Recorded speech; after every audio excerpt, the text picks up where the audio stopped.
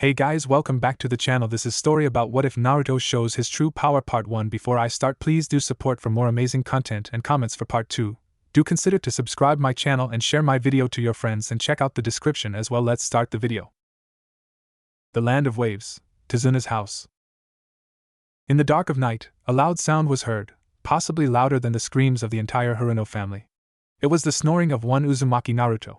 The whiskered blonde was fast asleep, recovering from an earlier scuffle with the most mysterious missing Nin, while downstairs things were far from perfect. Shut the dobe up, a Uchiha can't nor will sleep in these conditions. One arrogant prick by the name of Uchiha Sasuke, a duck-haired black-haired kid with severe issues, complained to their sensei, a silver-haired masked ninja of the Jonin rank, by the name of Hatake Kakashi. The masked man sighed, listening to the boy rant through his locked door. Luckily for the noise level, the pink-haired one was asleep as well.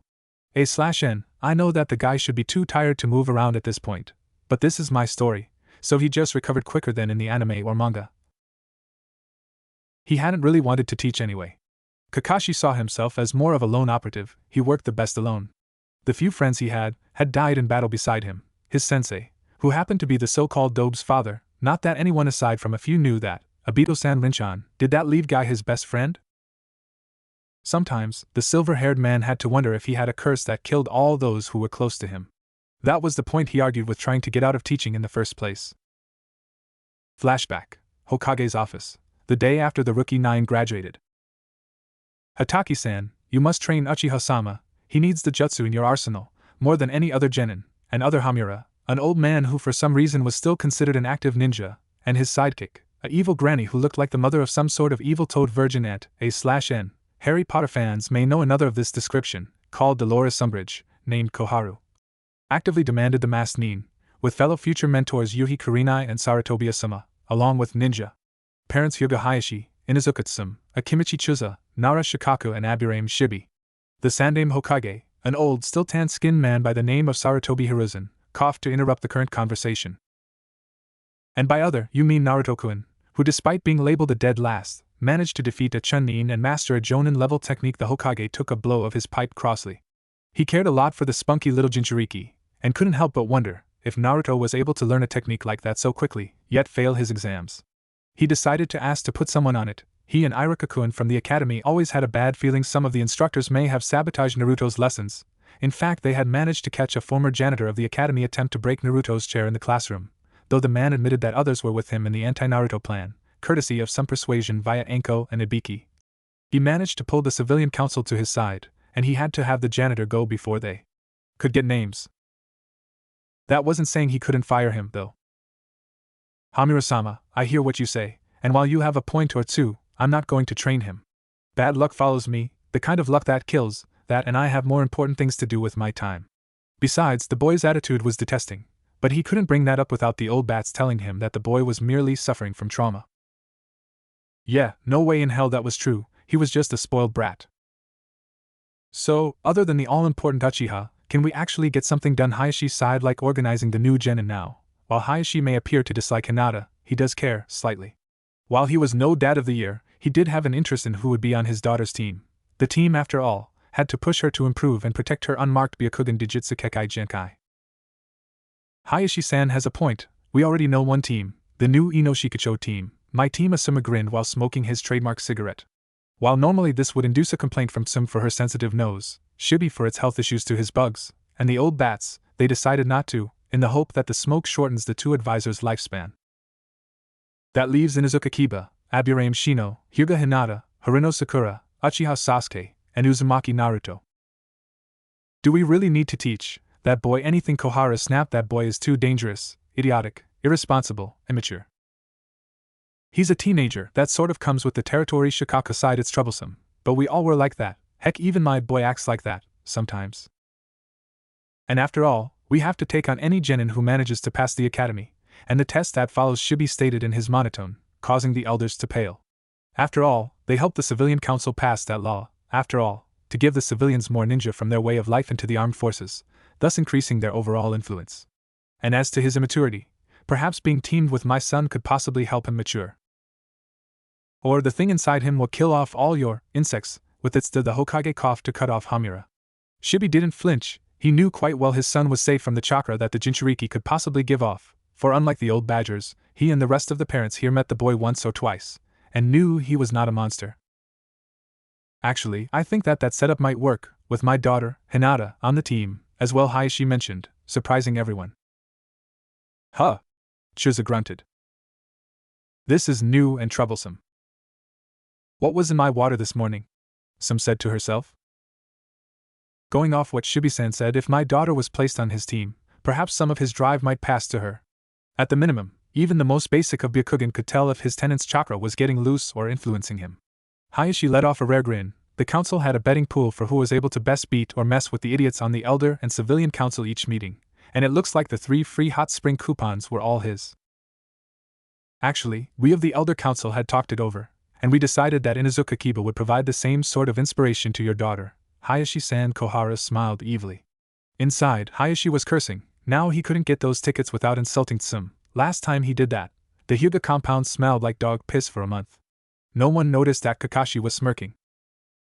So, then it looks like Kurenai-chan has Inuzuka Kiba, Hyuga Hinata and Abirame Shino, so I guess that means that Harino Sakura, Uchiha Sasuke and Uzumaki Naruto are on my team. The Jonin smirked. The resulting scream of fury from the elders shook several window frames, and one masked Jonin got himself 3 hot spring coupons and was treated to a night of fine drinking with Tsum and the former Inoshika-cho, on their tab of course. End flashback. Kakashi quickly came to a conclusion after that. Teaching sucked. He was actually expected to be on time, and had to deal with whining from all 3 of them. Though seeing Sasuke getting clawed by Tora was a good chuckle. Kakashi quickly decided that Naruto was his favorite among the 3. While Sakura was virtually useless, and Sasuke an arrogant prick who expected Kakashi to teach him all his jutsu and strutted around like royalty, Naruto was willing to learn, and most importantly, he had humility, well more than the others anyway.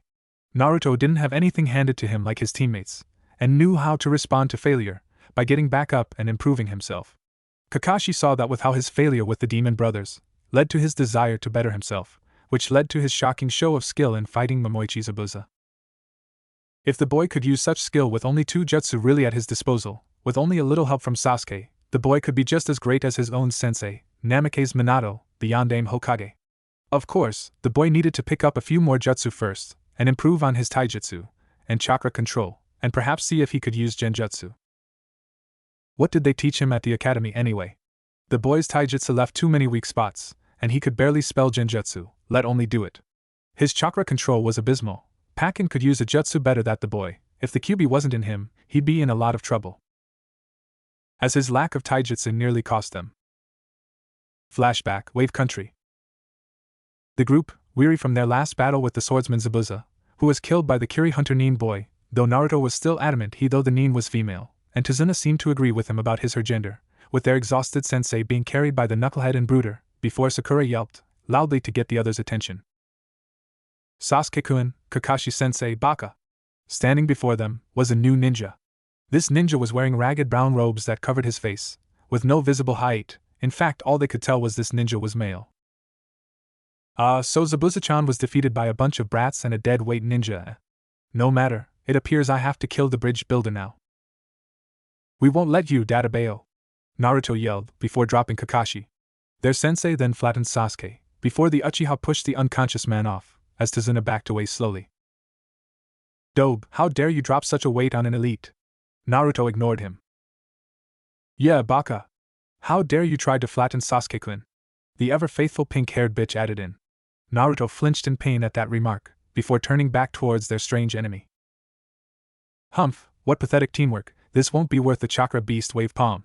The mysterious ninja sliced his hand, which was coated in blue chakra, as a shockwave of wind-energized chakra flew at the genin. Sasuke and Sakura jumped out of the way. The jutsu would have instead continued and struck Tazuna and Kakashi, but Naruto, before jumping, did everyone's favorite hand seal. Shadow Clone Jutsu. A shadow clone appeared where Naruto was a second ago, taking the strike and bursting into smoke. This move was witnessed by the so-called out-cold Kakashi, who made a mental note to punish the others later. Not being undone, Sasuke did a series of hand signs, before ending on a tiger seal. Fire release. Great fireball technique. A large ball of fire flew from the mouth of the Uchiha and flew straight at their foe. The foe calmly did the hand signs bird, boar and serpent. Water release, bubble barrier. The ninja let out a burst of bubbles from his mouth, which formed into a wall that took the fireball head on and negated it entirely. Shit, Sasuke grumbled as Sakura charged at the ninja with a fury, a kunai in hand. Time to prove myself worthy of Sasuke-kun. A ninja who plays with bubbles is no match for, she was thinking before the ninja did hare, monkey, horse and rat. Genjutsu, Zora's illusion of darkness. Sakura suddenly dropped her kunai and fell to the ground, twitching. However, no one noticed her nose bleed. Sasuke-kun, OH. Sakura ch, Naruto said, before finding himself unable to call her that, before he created a series of shadow clones who charged at the Rouge Ninja. The ninja quickly put together the hand signs dragon and tiger. Foolish, wind release, hurricane gust. The ninja inhaled deeply, before letting out a gust of high-powered wind that blew away about all of the shadow clones, before he heard a crunch in the leaves. Turning, he saw to his shock 2 shadow clones coming at him from behind. Little brat must have used those clones as a distraction, impressive. Get out of my way, Dobe, fire release, great fireball technique. Out of nowhere, a huge fireball flew and consumed the shadow clones and flew at the Rouge. Me, you ruined my plan! Naruto yelled. So what? As a Uchiha, my plans are naturally better. Dobe, the still immobile Kakashi, was fuming now. That boy was getting trialed when they got back. Actually, those shadow clones were more likely to succeed than your pathetic fireball, water release, gunshot. A burst of water flew from the ninja's mouth, followed by several more. The fireball was hollowed out to resemble a flaming donut before it faded, as the water bullets flew into the woods, before bursting and sending Naruto and Sasuke flying into the air. The Uchiha hit the ground, as did Naruto a second later, before he burst into smoke. What, another shadow clone? The Rouge Ninja gasped before he suddenly felt the kunai approach him. He barely managed to avoid the weapon, as dozens more flew at him. The ninja managed to avoid being turned to Swiss cheese, but one still managed to embed itself into his right leg. Rag. Ha! A dozen Narutos flew from the woods, all tossing more kunai at their foe, surrounding the ninja. The ninja, with his injury, barely avoided getting any more, before he closed his eyes, and wet his lips with saliva, as if to test the wind. A second later, his eyes shot open, before he jumped with his good leg and flew at the Naruto who happened to be real. Nice strategy, Genin. I'll give you credit, you're the only one here not out cold who should even be a ninja. But I'm afraid that things end here and now. He rapidly did snake, tiger, ox, dragon, rat and dog, before his hand glowed gold. Hidden Sealing Jutsu, Pawa Fushiru, Ketsueki no Seigen no Kopi. He harshly slammed his hand into Naruto's stomach, causing the boy's eyes to grow wide, before he fell unconscious, the clones poofing away with shocked expressions as well. It was at this point that Kakashi managed to force himself up. Summoning Jutsu. Kakashi quickly hit the ground and summoned his Niken Pack, who quickly charged at the injured ninja, with plans of ripping flesh. Sorry, copy ninja, but I have other places to be. The ninja was about to be bit by Bull, before he substituted with a random stick. Kakashi would have pursued him, but he was too injured to do so, so he leaned on Tazuna for support, as the old man carried the surprisingly light blonde, while he left his dogs to drag the disgraces. End flashback. Kakashi had confined the 2 others in their rooms as soon as they arrived at Tazuna's house, the doors and windows sealed. Kakashi had never seen something so disgraceful. Not only had both put him and their client at risk from the beast wave palm, Sasuke had actually attacked Naruto, or his clones anyhow. That was so going on the report, and straight to the Hokage so the old bats didn't get to intercept it. In the seal of the Kyuubi. The great Kyuubi, the greatest of the Bijou, or tailed beast, was in a bad mood, growling from behind her sealed cage. Of course, being sealed away in some annoying brat, your power being stolen for some two-wit idiot's use, can make you rather cross. But this boy, he was worse than any of the fox's previous hosts, for a simple reason. The Bijou, in the beginning, were genderless monsters. They were neither male nor female. But based on whom they were sealed into at first, their genders were determined. Shikaku, the Hachibi and the Yambi became male, for example, while the Nibi and the Nanbai, as well as herself, became female. Yes, the fearsome, nine-tailed fox, the Kyuubi no Kitsune, was female. Shocking, isn't it? Hell, the only reason she would go on rampages, with tidal waves, earthquakes and mariachi music, was because she was having periods. But being stuck in a boy, it was maddening. Totally different thought process, for one thing, and every time he looked at a girl with a blush, the poor critter felt like a lesbian. Add to it that stupid sexy jutsu that the boy had created, and she was almost contemplating destroying the brat once she had a chance. Fading away for a time would almost be worth it. But what puzzled the QB, other than why the male she was trapped in somehow managed to be dumber than the Gobi after devouring a tank of wine and blood, a sight still laughed at in the Bijou 1000-year reunion parties, was what that strange ninja used on the boy. It had done massive damage to his genetic structure, which her powers were siphoned off to heal. Damn the yandere. Hard to believe the kitsune found the guy attractive, or was that just for being stuck in Kushina for so long? Though, she still had a picture of the Shodai Hokage somewhere in her cell. Speaking of, for some reason, a strange scent, similar to the Shodai's, was starting to fill her cell, for odd reasons, but she could also detect a much fouler scent, and others she didn't recognize. Of course, then there was the new seal, that was sitting on a large column of marble right in front of her, showing a giant orange in, which under it was a hue of a lighter shade, and going through the middle of them both in the background of it was something that looked sort of like her tail. There were kanji on the seal's various parts, multiple different pairs of them. She'd read them, if only foxes could read, or count. Really, the boy must be rubbing off on her, but she was definitely sure there were less than a dozen of them, for some reason. Were the scents coming from there? Forest and land of wave. Kakashi was grinning to himself. Naruto was back up and running once again. The copy Nin still had no idea what sort of jutsu the kid was hit with, but he was up and running again, thanks to his tenant of course. Then, of course, Sasuke, who he had to free for his new brand of training, or torture actually for the two disgraces, had to try to stab the kid with a kunai while he was brushing his teeth after a shower. Luckily it appeared Naruto was used to cold showers and Sasuke didn't have enough steam to succeed in a stealth approach. The idiot was so going to get it when they got back, civilian council and the bats be damned, but this training should be tough enough. For you see, over the breakfast table, Kakashi had brought up a point: the hunter Nin's method of killing Zabuza was off, which led to a scary possibility the maniac was still alive. So, thus the training, or for Sasuke and his pet pink Pomeranian, torture. Okay, today's training is tree climbing. Humph, what are we, monkeys? An Uchiha doesn't climb trees like some common primates, Sasuke smirked, somehow ignoring the threats from Kakashi.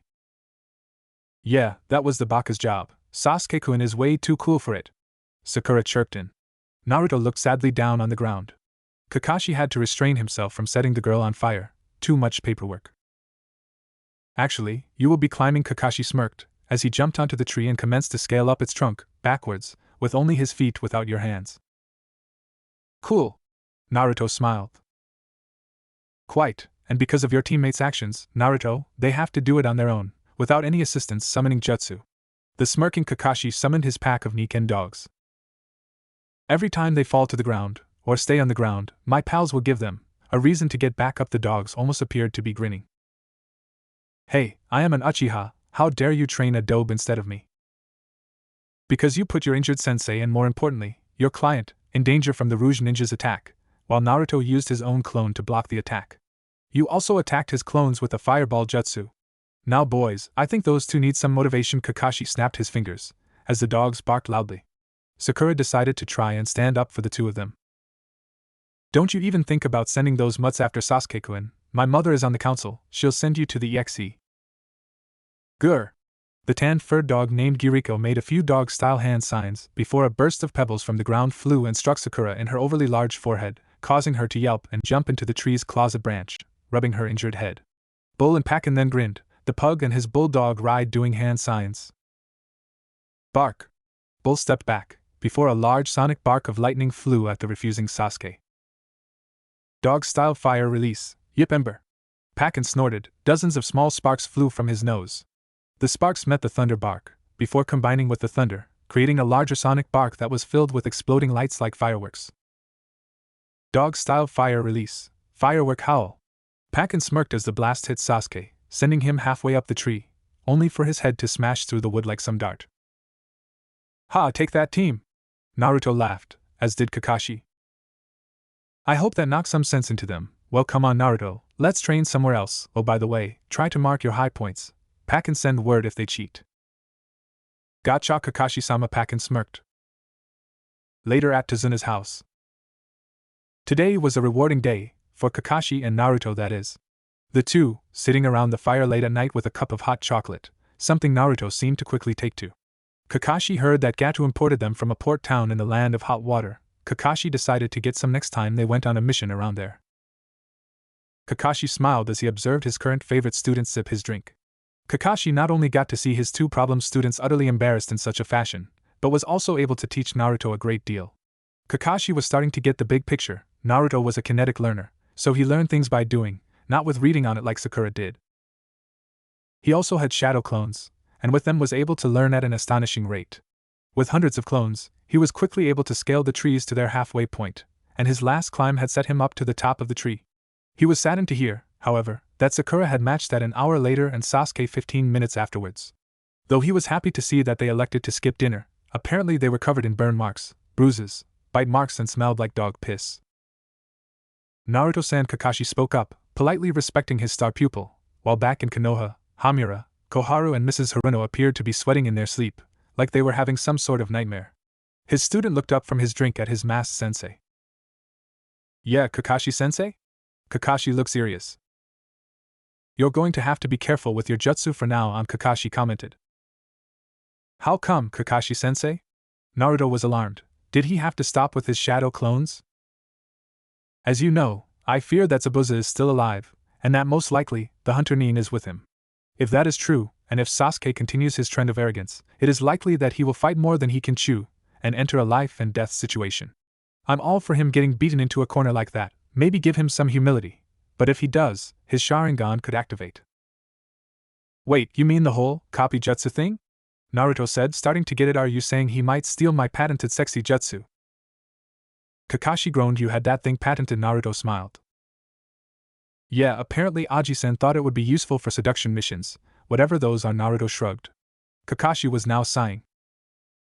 "Worse than that, your shadow clone jutsu. I'm going to have to watch it too, but if he gets his Sharingan up and running, he could start trying to gain jutsu that way, but the fact is, he'll go overboard with it, just to surpass you, lose all his chakra, and die, and you will be blamed for it by the council." Kakashi finished. Naruto smirked. "So, all I have to do is try to keep the team from overdoing it, and my shadow clones are free range. Until I can apply the Sharingan proofing seal to you, yes." In the scroll of sealing was a seal made by the ancient Senju that made one's jutsu safe from the theft of the Sharingan. With the competition between the two genin, that jutsu could be their savior. "What about you? You have 1000 jutsu he could steal?" Naruto asked, concerned. "I can't seal it onto myself. It will wreck my Sharingan. Though unlike you, I can be subtle in my jutsu. Hey, I can avoid half the village's Chunin force for over 2 hours. I call that subtle, Databeo." "And your sexy jutsu?" I guess you have a point there." Several days later. After several days of guarding the bridge builder, one emotional clash between Naruto and the builder's grandson, more dog bites and a lot of remedial taijutsu, Naruto's taijutsu had rapidly improved, to a point he could hold out against Kakashi in it, for 5 minutes anyway, with the Aika in hand. Even the others were improving, though Kakashi had them spar alone, with several dogs watching them. Anyway, Naruto was taking a break from shadow clone training, while Kakashi took watch over at the bridge. However, as he relaxed, he failed to notice a black-haired youth in a pink kimono approach him from the woods, with a basket filled with herbs. "He's one of the ones guarding the bridge builder," the person thought. "Perhaps I should take him out now, 1 foot to the neck ought to do it." It was at that point that said boy jumped up in surprise, with a kunai in hand. "Who's there? I'm a ninja, and I'm armed." "Oh, hey there." Naruto rubbed the back of his head nervously. The stranger got a look at him. The orange-wearing weirdo stuck out like a thumb, pretty much anywhere. Strange garb for a stealthy ninja, though then again Zabuza, the stranger's savior, carried a giant butcher knife around. "Hello," the stranger smiled. The boy Naruto blushed. "Oh, hey there. The name's Naruto, of Konohagakure. My name's Haku, I live around here, and I'm looking for herbs." The person smiled. "Herbs? What do you need a bunch of weeds for?" The person smiled. "I have an important person, he's in need of healing, and so I decided to look for some." The strange person named Haku, who Naruto sort of couldn't tell the gender of, continued to forage in the grassy clearing for seemingly random herbs. "An important person?" Naruto asked. Haku continued to forage. "Of course, don't you have any?" Naruto smiled. "Of course, there are Iruka-sensei, Aji-san, Tuchi-sama, Ayam-chan, and Kakashi-sensei." Naruto stood up. Haku couldn't help but smiled. "You seem to care about a lot of people. That's good, for you see, they say you can only be your strongest if you're protecting someone precious to you. There is a saying around here." Haku smiled, before getting up and leaving. Naruto looked up into the clouds. Yeah, and that's why I want to be Hokage. Zabuza in Haku's room, Gato's fortress. The tall, fearsome, and most horrifying of all, eyebrow-less Zabuza, of the 7 swordsmen of the mist, rolled his shoulders, with a concurring pop. His assistant, the young Haku, smiled. You're feeling better? Zabuza-sama, Haku asked. If anything could be seen under Zabuza's mask over his mouth, he might actually be smiling. Yes, Haku-chan, I am. Zabuza had found the young Haku during a mission many years ago, before his attempted coup against the Yandere Mizukage. While she, yes, his companion was female, hadn't taken part, she agreed to leave with him, and has since followed him on his mission, to get enough money and physical power to help his old friend. Truth was Zabuza was old friends with Yagura, the Yandere Mizukage and Jinchuriki of the Sanbai, the 3-tailed turtle. Back in his childhood, they had been friends. Both were misunderstood orphans, Zabuza just a few years older than Yagura. In fact, the reason he slaughtered an entire graduation class, besides to prove that an orphan with self-training was good enough to be a Mizu ninja, but also to spare Yagura the fate of fighting your own comrades. Because of everyone's hatred for him, he would have been gang-attacked, and if the 3 tails was unleashed. Zabuza had also known Utakata, the Rokubi Jinchuriki. Back in the day they had fought together. Once he, Utakata and Yagura had single-handedly defeated an entire army of shinobi from the Land of Frost during the Third Shinobi World War. However, with Zabuza's help, Yagura was able to figure out how to control the Sanbai.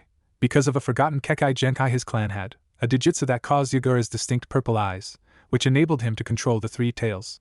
He hadn't been able to activate it, and the Sanbai didn't exactly help, until Zabuza managed to help him. Afterwards, Yagura was quickly able to become the Yandere Mizukage at age 15, and Zabuza one of the legendary swordsmen to help his friend maintain power. Then, his friend began suffering from nightmares, all of which had a similar pattern, red eyes with Tomo. These dreams stirred the 3 tails, causing the poor Kage horrid nightmares and hallucinations.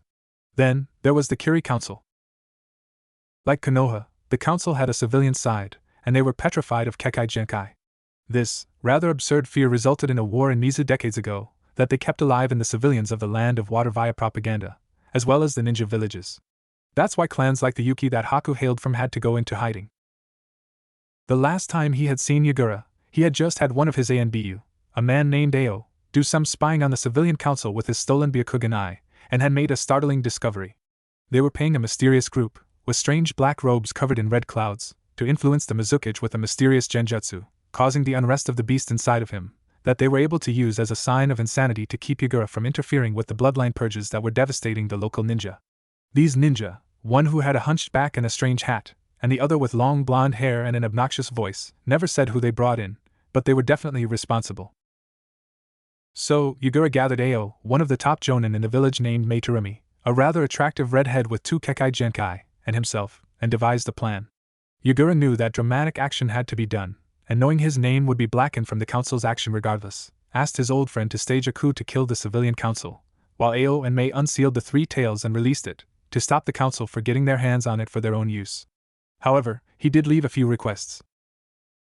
One, that no matter what, he protected the young Haku, who he began to see like his own daughter. She was the last of her clan, as far as he could tell, and didn't deserve what was happening here. The second was to look for his distant cousin, Yukimaru. He had heard he had vanished, picked up by the S-class Sannin, Orochimaru of the Leaf Village, and Yagura was fearful that he could extort the young boy's power for his own use. So, while Zabuza managed to kill about half the civilian council and a few corrupt members of the shinobi council, along with some guy who sold cabbages who assaulted Yagura with them when he was a kid, failed in a complete coup and fled the village with Haku, though never finding Yukimaru, Ao and Mei managed to unseal Yagura and set up a power struggle. Last he heard, Mei was close to becoming the Gande Mizukage, but he couldn't return yet, not until he found Yukimaru and destroyed the one who ruined his friend. Penny for your thoughts, Zabuza-san? A voice spoke up. Startled, Zabuza drew his sword as Haku drew out a dozen or so saban. There, standing at the door, was the unknown shinobi who attacked and sealed Naruto. Who are you? Zabuza demanded answer, and I might not get you. That, Zabuza-san, I can't do, but I do have information you might be interested in. Zabuza would have rose an eyebrow, if he had any. Yeah, get on with it, the stranger smiled. I heard about your bond with the Yandere, your friend I believe. I have information about his controller. Care to ask? Zabuza growled. What do you know? The stranger smiled under his disguise. His controller has the Sharingan. His name is Uchiha Madara. Haku looked confused. Zabuza-sama, from what I read, that man must be ancient. He co-founded Konohagaku no Sato, and how can he be alive? The stranger shrugged. How does Zabuza-san lack eyebrows? Or how did Yagura-dano hold a giant turtle inside of him? Is anything truly impossible? With enough work that closed the argument. Yes, Madara team has many plans, but amongst them is the rebuilding of the Uchiha clan to serve him.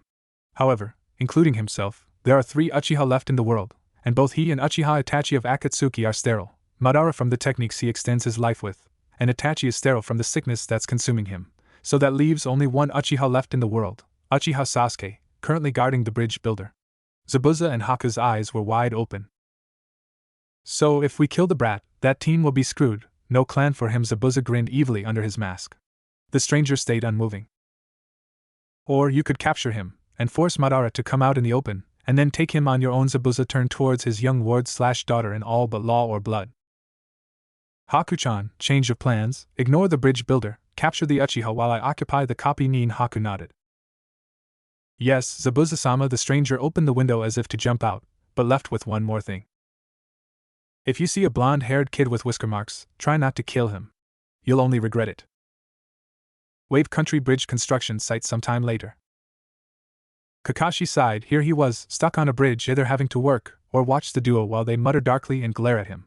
Naruto was on house watching duty. The poor kid was exhausted for taking the entire watch yesterday, so Kakashi could make sure the duo had learned something, without dogs persuading them. So here he was, keeping tabs on Duckhead and Howler Pinky. He hoped at least they'd fall off the bridge. Of course, it had to be something else. Hey, lazy bones, you and your squirts could help, Tazuna grumbled. Kakashi sighed. Yes, Tazuna-san, Shadow Clone Jutsu. A second Kakashi appeared next to the original, and was sent out to work. He smirked at his students. You two follow him, his students groaned, but seeing as though this guy could resummon the devils or dogs as they were actually, they decided to do it, reluctantly, while all the time, planning some way to deal with the ninja dogs. Though, while engrossed in their work, or in the only lazy bum's case, his Ika mist had begun to creep across the bridge. Meanwhile at Tazuna's house. What, are you saying that they already left to attack the bridge? Naruto demanded towards the bound samurai. The poor blonde-haired kid, having been allowed to sleep in by Kakashi, woke up to the house being broken into by 2 samurai thugs hired by Gato. Though, in combination with Inari, the bridge builder's grandson, the 2 punks were tied up, and being interrogated by Naruto and Tsunami, Tazuna's daughter, via a frying pan. Smack. OW, BI Naruto kicked the swearing mercenary in the nuts. Watch it, there's a kid here. Now what was this about attacking the bridge? The other hired gun smirked. You're too late, kid, Zabuz is already there, tearing apart your pathetic team, and the old man Tsunami smacked him with the frying pan. Smack. Grandpa Inari gasped. Naruto glared at the 2. He can kill my teammates, world would be better without them, but Kakashi-sensei beat Zabuza once, he can do it again. He won't allow Tazuna-sama to die. Tsunami-san, Inari-kun, you can hold these guys, right? Inari grinned evilly as he nodded.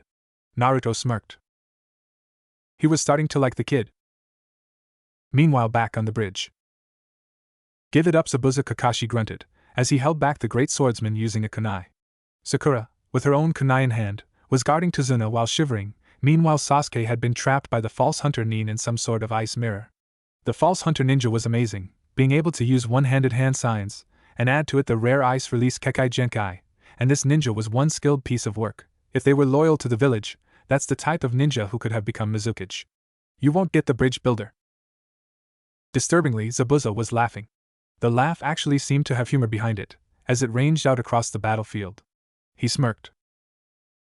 Kakashi, I'm not after the bridge builder, the Uchiha is my target now. Haku will defeat him and I will defeat you and the pink-haired waste of air over there, and I think I'll leave the old geezer be, never liked that Gatta guy much anyway. One certain pink-haired waste of space was now fuming. Leave Sasuke-kun alone, you jerk, tell your butt buddy over there to get lost and get straight, Sakura yelled. Zabuza growled at the insult, his anger giving him leverage over Kakashi's blade. One could even see an inflated vein, or anime tick-off mark, on his head. Listen here, you brat, you pathetic, talentless cunt. Haku is like my daughter, and a better kunoichi than you ever will be, and if you call her that again, I will mount your head on my fireplace. along with that jerk who damned my best friend, and used it as a dartboard. To add insult to injury, he twisted his blade, knocked the kunai out of Kakashi's grip and sent the copy nin stumbling back. While not in a way to allow an easy decapitation, Zabuza instead tossed the kunai at the girl, who blocked it with her own kunai, but the blade began to spin in the air and thumped her in the large forehead, knocking her out with a concussion. "Sasuke-kun," she mumbled in her out-cold state. Zabuza growled. That type of deadweight always bit the dust in the final exams. At least Kiri was safe from that kind of ninja. He spat at the ground near Sakura. "Zabuza-san," Kakashi said with odd politeness. "Perhaps the thought of losing them caused the copy nin to respect the demon of the mist a bit more. As much as I would like to be free of the two imps, I would also like to keep the council for executing me for the death. The Uchiha is the pet of the elder and civilian council, whose most obnoxious member is the Pinky's mother, so I have to keep them safe. Well, no one said I had to teach them anything really, so, water release, dragon bullet technique." A water dragon rose, aided by the mist and the sea, and flew at the missing nin, who did the hand signs serpent, bore and slammed his hand to the ground. "You can't win, Kakashi. Water release, turtle barrier." A huge turtle, the shape of the sandby in miniature, rose up from the ground and blocked the attack, sending a cascading wall of water into the air. Now Kakashi had lost the man again, thanks to the hidden mist jutsu in the air. Fire release, night illumination. Kakashi did a tiger seal followed by a dog, as a ring of fire flew from his hands and briefly illuminated a flash of metal, Zabuza no doubt trying the silent killing technique again. The two enemy ninja took notice of one another's moves and called out at once after several hand signs. Water style, great waterfall technique. Two huge waves of water struck them both as the battle raged on between Haku and Sasuke, the last youth of the Uchiha and his fire jutsu versus the last remnant of the Yuki clan and her ice mastery. He was surrounded by the mirrors with Haku warping from mirror to mirror while tossing hundreds of Saban into the last Uchiha, who now resembled a rather large hedgehog. However, the Uchiha had several advantages. First of all, the mirror jutsu she was using consumed a mad amount of chakra. Despite several sessions of specialized training with Zabuza, she didn't have the reserves to do this for much longer. In a ground fight, she'd be in range for his fire jutsu and that new Sharingan he had obtained after the first 50 Saban. Second, she was to take him alive, so she couldn't use lethal force, limiting her jutsu. True, while she hated killing, she had a few jutsu for that from Zabuza. Finally, that Sharingan was tracking her movements. Last time he tossed a kunai during a Saban wave, she had gotten a cut on her upper arm. After a few other attempts of his, he was getting slowly closer, and she was running out of options. Perhaps a change in the flow of battle might help. Doing a few rapid one-handed seals, several ice spikes rose from the ground towards the Uchiha, who easily dodged them. "Is that all you got?" he boasted, "or has my Sharingan, the ultimate Kekai Genkai, made you realize your pathetic existence pales to mine?" Haku smirked, as she had him where she wanted him, as she flew from an ice mirror and sent a dozen Saban straight at his unguarded back. But then his damn Sharingan kicked in. "Fool, that isn't even worth copying." Haku shook her head. He couldn't copy it anyway if he tried fire release, great fireball technique. A huge fireball was blasted through the Saban, melting them before hitting Haku, knocking her back. She rolled on the ground, as the flames burned a hole through the battle robes, showing an ice-colored bra underneath. Sasuke smirked. "What, you're a girl? No wonder you're so weak, but I'll cut you a deal. Become one of my bitches and help me revive my clan, and I'll let you live." Haku groaned. "No way in hell I'd do that, you duck-ass," Haku said as she dissolved into water. Sasuke's eyes went wide. That was a water clone. He cursed himself for not being able to copy it, before he heard creeping ice, as an ice spike flew straight at him, with the victorious Haku smiling under her battle mask. "Game over." Hey, Zabuza was vague in his orders. A guy didn't need an arm to revive a clan, did he? He could be still used as bait. But then, the orange ninja with blonde hair jumped down from above. "And the hero is here, Databayo." "It's him," Haku commented. "Perhaps he'd be an actually decent employee." Shadow Naruto began before noticing Sasuke's Sharingan. "That's a dope, give me that jutsu of yours," Sasuke smugly thought. He groaned, before stopping his jutsu and taking the ice spike himself right through the stomach, only narrowly avoiding the heart and lungs. "Naruto!" Kakashi gasped from outside the battlefield, before two water dragon bullets collided once more. Zabuza also commented on the battle. "Oh no, that was off for Haku. That Uchiha must have said something really bad. Have to remember to give him a little bit of torture once we have him. Now to take care of you, Kakashi." Naruto's shout of pain soon filled the air. "AGH," he yelled out. Sasuke smirked. This was the only thing that idiot was good for, a shield to protect his betters. Haku stared at him. Why would you take that attack for this stain on humanity? Haku asked, retracting the ice spike. Its frigidity barely avoided granting hypothermia, but blood loss was still occurring. Naruto groaned out. I said it, to this girl I met, and I'll say it again, I fight for my precious people. And one of them is my Aji-san, the Sandaime Hokage, told me, as did Kakashi-sensei, that no matter how much of a stuck-up as your teammates may be, you can't abandon them. If I was to let Sasuke die like this, I'd be worse than him, as those who abandon their team are lower than trash. Meanwhile, inside the seal. Finally, the time had come. The little baka she was sealed in had gotten himself into near mortal peril. Time for her, the Kyuubi, to save him and perhaps try to take control. She was in the mood for some destruction, or tacos, depending on what came first. However, as she let a stream of her chakra out to heal her host, she noticed some of it was being diverted straight into that strange seal. What in Kami? The seal briefly began to glow orange, or at least in a portion of it, where a kanji glowed brightly, the kanji for storm. Back to reality. An orange-red glow began forming around Naruto, as his wound began to heal. The air began rippling with power, shaking the bridge slightly. Naruto then began forming tiger, dog, serpent, and dragon. Storm release, great twister. A huge twister of wind and lightning formed from Naruto, before expanding and crossing the field of battle, as Haku and Sasuke were pulled into its winds. What power? Haku gasped. How can the dobe and why can't I copy it? Kakashi was wide-eyed, as were Tazuna and Zabuza. Haku! My bridge! Kakashi was the most shocked of all. That's a Kumo Kekai Genkai, how is that possible? Bridge, wave country. As the twister dissolved from the stone-adorned bridge, Zabuza and Kakashi found themselves knocked to the ground, as were Haku, Tazuna and Sasuke. Sasuke was unconscious, Tazuna was moaning about his back, and Kakashi and Haku were unable to move. Only Zabuza was able to push himself up. Wait, you're that girl from before? Naruto gasped. Haku's mask had shattered, revealing her face. Yes, I am, she said meekly. How would this guy act like this? She nearly killed him. She mentally prepared herself for the emotional pain that never came. Oh my god, you are so awesome! I can't believe how cool you were in thrashing that team around. He looks like a giant hedgehog, you've got to teach me how to do that. He laughed. Haku blushed, before speaking.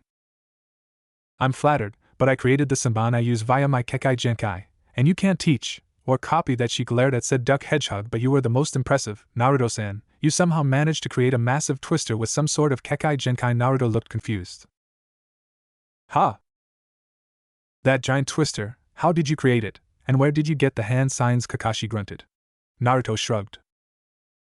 To be honest, I have no idea. The conscious fellow's sweat dropped. He's definitely unpredictable, Kakashi sighed. This was definitely going to be a lot of paperwork back in Konoha. Please tell me that there isn't a hole in my bridge, Tazuna groaned. Naruto took a look at the twister site. The only thing noticeable was a lot of melted water, some team blood, a scorch mark, and small pothole. No, just a minor pothole, Tazuna cursed. Guess it could have been worse, but you better put some of those clones of yours on the job. My workers are unconscious, thanks to no brows over here. Don't make me kill you. And your teammate is out cold for now, so. I'm afraid, Bridge Builder, that pothole is the least of your trouble now, a voice said. Turning around, Naruto and Zabuza spotted a short man in a brown business suit, with an army of 200 assorted thugs and the occasional Yahoo.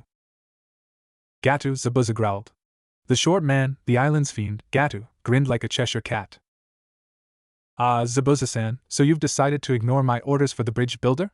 Too bad, I was hoping to let you kill him and those leaf needs, then kill you and collect the bounties on you and the copy need, and be on my way. Yeah, like these fools you hired could kill me, or anyone here. Hell, the Pinky could beat your jokes of an army. The jokes growled at the insult Zabuza had thrown at them. Gata just smiled coldly. Ah, the humor of the cornered man. Boys, destroy the Bridge Builder and the traitor. Whoever takes him out gets his ice bitch, and who takes the Bridge Builder gets the pink one.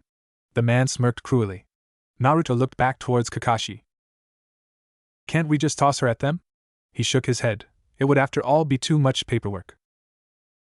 Well then, boy, you're with me. Seeing as I have no more reason to take the geezer's neck, and Haku's injured, I'll just kill these clowns and be on my way. Naruto smirked. Need some help with that. After all, protecting Tazuna is my mission, and protecting my sensei, or any of my precious people, is my duty, as is sadly my team as well. though if they get maimed I guess it couldn't hurt. Zabuza glanced at him. This kid was a lot like Yugura. If he squinted, he could almost see an image of his late friend overlapping the young kid, and could almost hear their voices as one.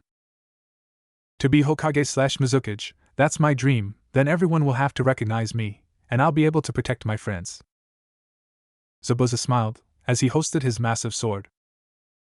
Let's do it, Tazuna then wailed. Don't break my bridge, no matter what you do. The two ninja then charged at the armed horde. Naruto blocked a sword slice with a sharp kunai, before creating a dozen shadow clones, who charged into the armed mob with more kunai at the ready. Naruto then jumped into the air, before yelling.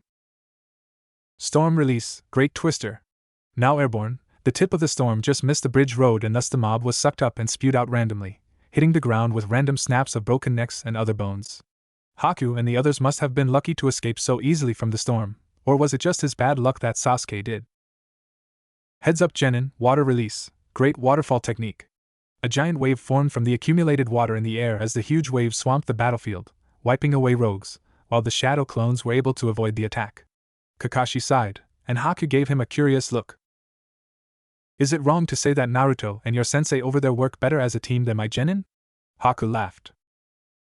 Wait, they're actually a team? Back to the fight, Zabuza just cleaved a few swordsman clean through, before he groaned. Some punk just managed to stab him with several kunai in the back. Zabuza-san! A clone gasped before a rouge destroyed it. Haku gasped. Zabuza-sama! Haku cried she was unable to protect her master. She was failing as a tool, her important person was probably fatally injured. URG, I'm sorry, Yugura-sama, Mei-chan, Aosan. Zabuza gasped for air, but I'm not going down alone. He charged blindly, ignoring more accumulating injuries, as he flew straight at the slowly retreating Gato. Zabuza, spotting him, yelled out a battle cry and tossed his blade, the great blade going straight into Gato, knocking both it and the man into the churning sea below, definitely dead. Naruto, after his shadow clones and twisters had finished off the last of the men, rushed to the downed man. Zabuza-san! He gasped. The eyebrowless man looked at the boy, and smiled. This boy was again starting to look like Yugura, or was his mind playing tricks on him? Boy, bring me to Haku-chan, please. Naruto had tears in his eyes, as he dragged the slowly dying man to his daughter. He lowered him next to her, as Haku struggled up. Zabuza-sama! Zabuza looked at her. Please don't die. You're my special person, my reason to live, my two-san! She cried. Zabuza raised his hand, and held it to Haku's cheek. Haku-chan, I was glad to meet you, it was nice to have a family of some kind. I couldn't have stuck to my, and Yugura-sama's plan, without you. This boy, he's a lot like Yugura. He turned to the boy and Kakashi. He has a bijou in him, doesn't he, just like my friend, the Yandere Mizukage. Naruto and Kakashi looked alarmed, Kakashi's regular eye briefly darting towards the unconscious failures of his. So, it's a secret then. Perhaps, that was better than it being known. Let me guess, it's the Kyuubi. Don't answer, it's evident on your face. Zabuza smiled under his ripped mask. Kid, your dreams, don't give up on them, no matter what. Yugura had less than you did, in a town that made Konoha look like a flower field, but he still became a Kage, and I believe you can too. He smiled. Haku, I'd give you my blade, but it's kind of underwater, my bad. Haku was crying as Zabuza chuckled, but no matter, you were never a killer anyway, you don't need a sword. You just need a strong friend. Kakashi-san, I wish to ask you a favor. The copy Nin looked over to the dying Miss Swordsman. Take Haku with you, to Konoha. Take her, under your wing, with this pathetic team of yours. Haku, like you stayed with me, I ask that you stay with whatever your name was. Naruto sniffled with tears. Uzumaki Naruto. Yes, stay with Naruto-san, help him, become Hokage, but boy, beware of your teammate, his clan has the power to control containers. One did so to Yugura, and he'll do it to you. Zabuza collapsed, as Haku let out a flood of tears. Zabuza-sama. Later in the Hokage's office, Konoha no Sado. With the death of Gato by the hands of the late missing Nin, Momoichi Zabuza, things are looking up in the Wave Country now. The civilians ransacked his mansion, and now have all the money he stole from them, as well as interest. Trade is booming, no doubt, and thanks to the new, great Naruto bridge. Kakashi was giving his report to the Sandaime, with Naruto and Haku, now with a new leaf height, behind him. Wait, they named the bridge after me? Naruto said, exited, before noticing Haku. It should have been the Great Zabuza Bridge. Kakashi smiled. Naruto, it was you who finished the bridge via shadow clones. while a certain duck head was stuck at the house. As it was, they named the wave entrance to the bridge the Zabuza Gate, and the fire entrance the Kaisa Gate. Naruto noticed Haku smile sadly at this. Naruto-kun, Kakashi-san, well done. The Hokage smiled as he blew from his pipe. You both went above and beyond the mission, which was evolved from a C rank to an A rank. I've already sent a bonus, along with your original pay, straight to both of your accounts. Naruto's account was guarded by one of the Hokage's oldest friends in the bank, one who knew about Naruto's father. The man was firmly entrenched when it came to the vault. In his time he stopped countless attempts of civilians and ninja to take Naruto's cash for either spite or to repay the damage the QB left. And you, Haku-san, I've already sent the non-bonus payments of both Haruno Sakura and Uchiha Sasuke, whose pay was deducted due to their crimes, as well their names being removed from the mission records on this mission, as well as a large fine deducted from their family accounts sent to Naruto's and Kakashi's accounts, and the both of them placed on a full week of the most horrible D-ranked missions, including catching Tora, cleaning the public restrooms, and removing massive bunions from Choji's grandmother's feet. He tried to get them sent back to the academy, but the civilian council and elder council stood firmly against it, though he oddly got Danzo's support. Into a new account in your name that I set up. That should be well enough to help get you started, before you take on more missions with Team 7. However, there's the matter of the bingo book price for Zabuza. Send it to the people in Wave. Haku said sadly. I can't use that kind of money. Naruto placed a hand on her shoulders as Haku blushed. Haku, you okay? You kind of look like you have a fever or something. Kakashi smiled at Naruto's question. The kid was more concerned in how Haku was feeling, instead of trying to get a rebound chick. Okay, I understand. The Hokage smiled. Kakashi will give you elemental training while the rest of your team, as loosely as I can apply that term, is done with their punishment. Naruto-kun, I hope you don't mind, but I was unable to secure housing for Haku-san at the moment, so she'll have to stay with you. That was all that could be said before Haku fainted. While somewhere in town, a pale-eyed heiress suddenly felt someone was ripping her off somehow. Haku-san, Haku-san.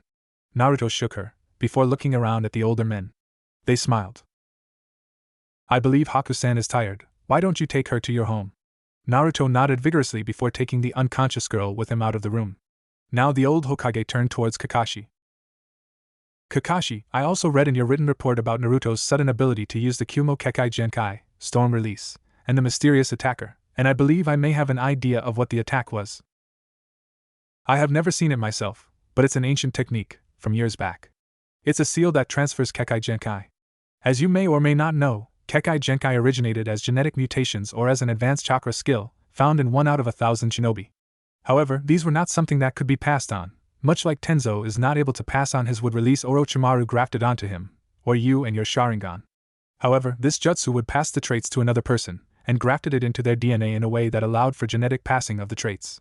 However, your description may describe something else, an evolved version of the technique for passing multiple Kekkai Genkai, but as to the attacker, I have no leads. At the same time, the sheer amount of genetic alteration that seal must have done to Naruto would kill any regular person. What about that Hiriko guy, who rumor says is preparing a way to obtain multiple ones? Perhaps he has. And why would he give them to a Leaf Nin? He fled the village when the 9 Tails was announced. He's terrified of it. No way in hell would he give that sort of power to Naruto. So, thus the attacker, and his motives, remain unknown. Meanwhile, at a hill in Wave. The wooded hill, sitting with a view of the sea, with a simple tombstone that simply read Momoichi Zabuza, the stranger appeared to be paying his respects. He sighed. This changes my plan. Your apprentice, by going with our young Jinchuriki, alters my plans, but not in a negative way. Zabuza, you died a hero. I hope Kami sees that. He drew a scroll, and opened it, revealing a very thin transparent veil of some sort. Ceiling style, undisturbed rest of the dead. The stranger covered the tomb with the veil not detectable by chakra or the human eye. However, the grave glowed as the seal took effect. Would release. Rise of the red fern. The stranger did a single dog hand sign, as a red fern formed next to the grave. He chuckled. I've been reading that book too much. He chuckled as he left the hill. With the rejects, outside of Konoha public bathroom. How dare they make an Uchiha clean filth from mere commoners? This is the sort of thing the Dobe and his eye spit should be doing, not me. Sasuke declared angrily. Of course, the Anbu, who was wearing a duck mask, had been put in charge of watching them by the Sandaime, and so didn't respond. Best not give the idiot any satisfaction. However, the two were refusing to enter the bathroom, stubbornly crossing their arms looking away. This is a job for the Dobe, and his new eye spitch, not for me, the last Uchiha. Yeah, Sasuke-kun is better than this. They continued to rant, until the bathroom's occupant, Chuza Akimichi, exited. As he spotted the two troublemakers, he got an evil grin on his face. Ah, the two, genin. I am a Uchiha, idiot. My mother's on the civilian council, so don't you dare treat me like that unless you want your F. The duck ANBU quickly sealed their mouths shut with his hands. The ANBU were the Kage's self-selected special operations units. They did their operations covertly and silently, and helped maintain order in the village. Because their missions were covert, they were not on record, for either ninja or civilian.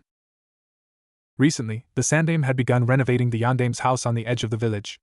Only accessible from a hidden space-time warp point in the Hokage office, unless you had the key of course. This house was originally supposed to be given to Naruto once he became a Chunin, as well as his heritage. By then, the Sandame had hoped that the young boy would be strong enough for the resulting assassination attempts. This would also help curb down anti-Narutoism. However, two things had changed. The first of them was his new rivalry with Sasuke. Once this became knowledge amongst the populace, there was no doubt that attacks against Naruto would increase, beyond the basic food price overcharging and possible lesson sabotage. While he knew of a few ANBU who already were outspoken against Naruto, the Sandame didn't want to risk one of the boy's guards going turncoat and aiding attackers. The second was the appearance of Haku. Naruto, while no Casanova, still had to share a single-bedroom apartment, so a several-bedroom house might be more preferable. However, another of the more covert missions of the ANBU was to prevent anyone calling an Akimichi some sort of derogatory remark. Past experience has long taught the dangers of insulting people who could grow to the size of hills. Yes, Akimichi-sama? The large man grinned. Getting those two trapped on this duty may have earned Danzo the hop spring tickets, but this would be worth a paid night of dining for him, his wife and their son, on their friends' tabs of course. As he thought this, Inoichi found himself suddenly shivering and Shikaku suddenly felt glad to be on an A-rank mission.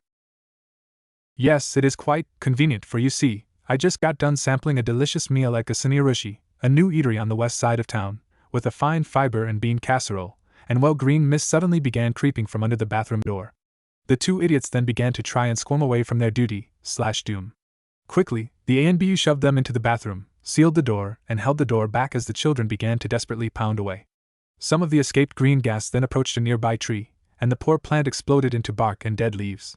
Chuza chuckled and hummed merrily as he imagined the buffet awaiting him, as Duck whistled for backup. A snail-masked ANBU jumped down from a nearby building to his call. Duck, what's the problem? I need you to hold these poor genin in here for a while. I have just received word of a food item at a new eatery that may be a danger towards humanity. Let me out of here, this isn't even fit for a dobe. Sasuke yelled from inside the bathroom, and now the pink-haired fangirl just collapsed. Meanwhile, with the so-called dobe, Kakashi, Haku and Naruto found themselves at a lake on the outskirts of the Hidden Leaf Village, preparing for a lesson while the others were out of the way. Okay team, today we are going to practice some water release techniques. Kakashi smiled. Naruto raised his hand. Yes, Naruto? Wait, Kakashi-sensei, since when did I get water release? Kakashi smiled. It came with your storm release, Naruto. Kekai Genkai, such as storm and ice release, come from the genetic combination of two or more elements. For example, storm is a mixture of lightning and water release, while ice is a mixture of wind and water release. Now I'm focusing on water release, because that is a release we know both of you can use. Haku and Naruto nodded.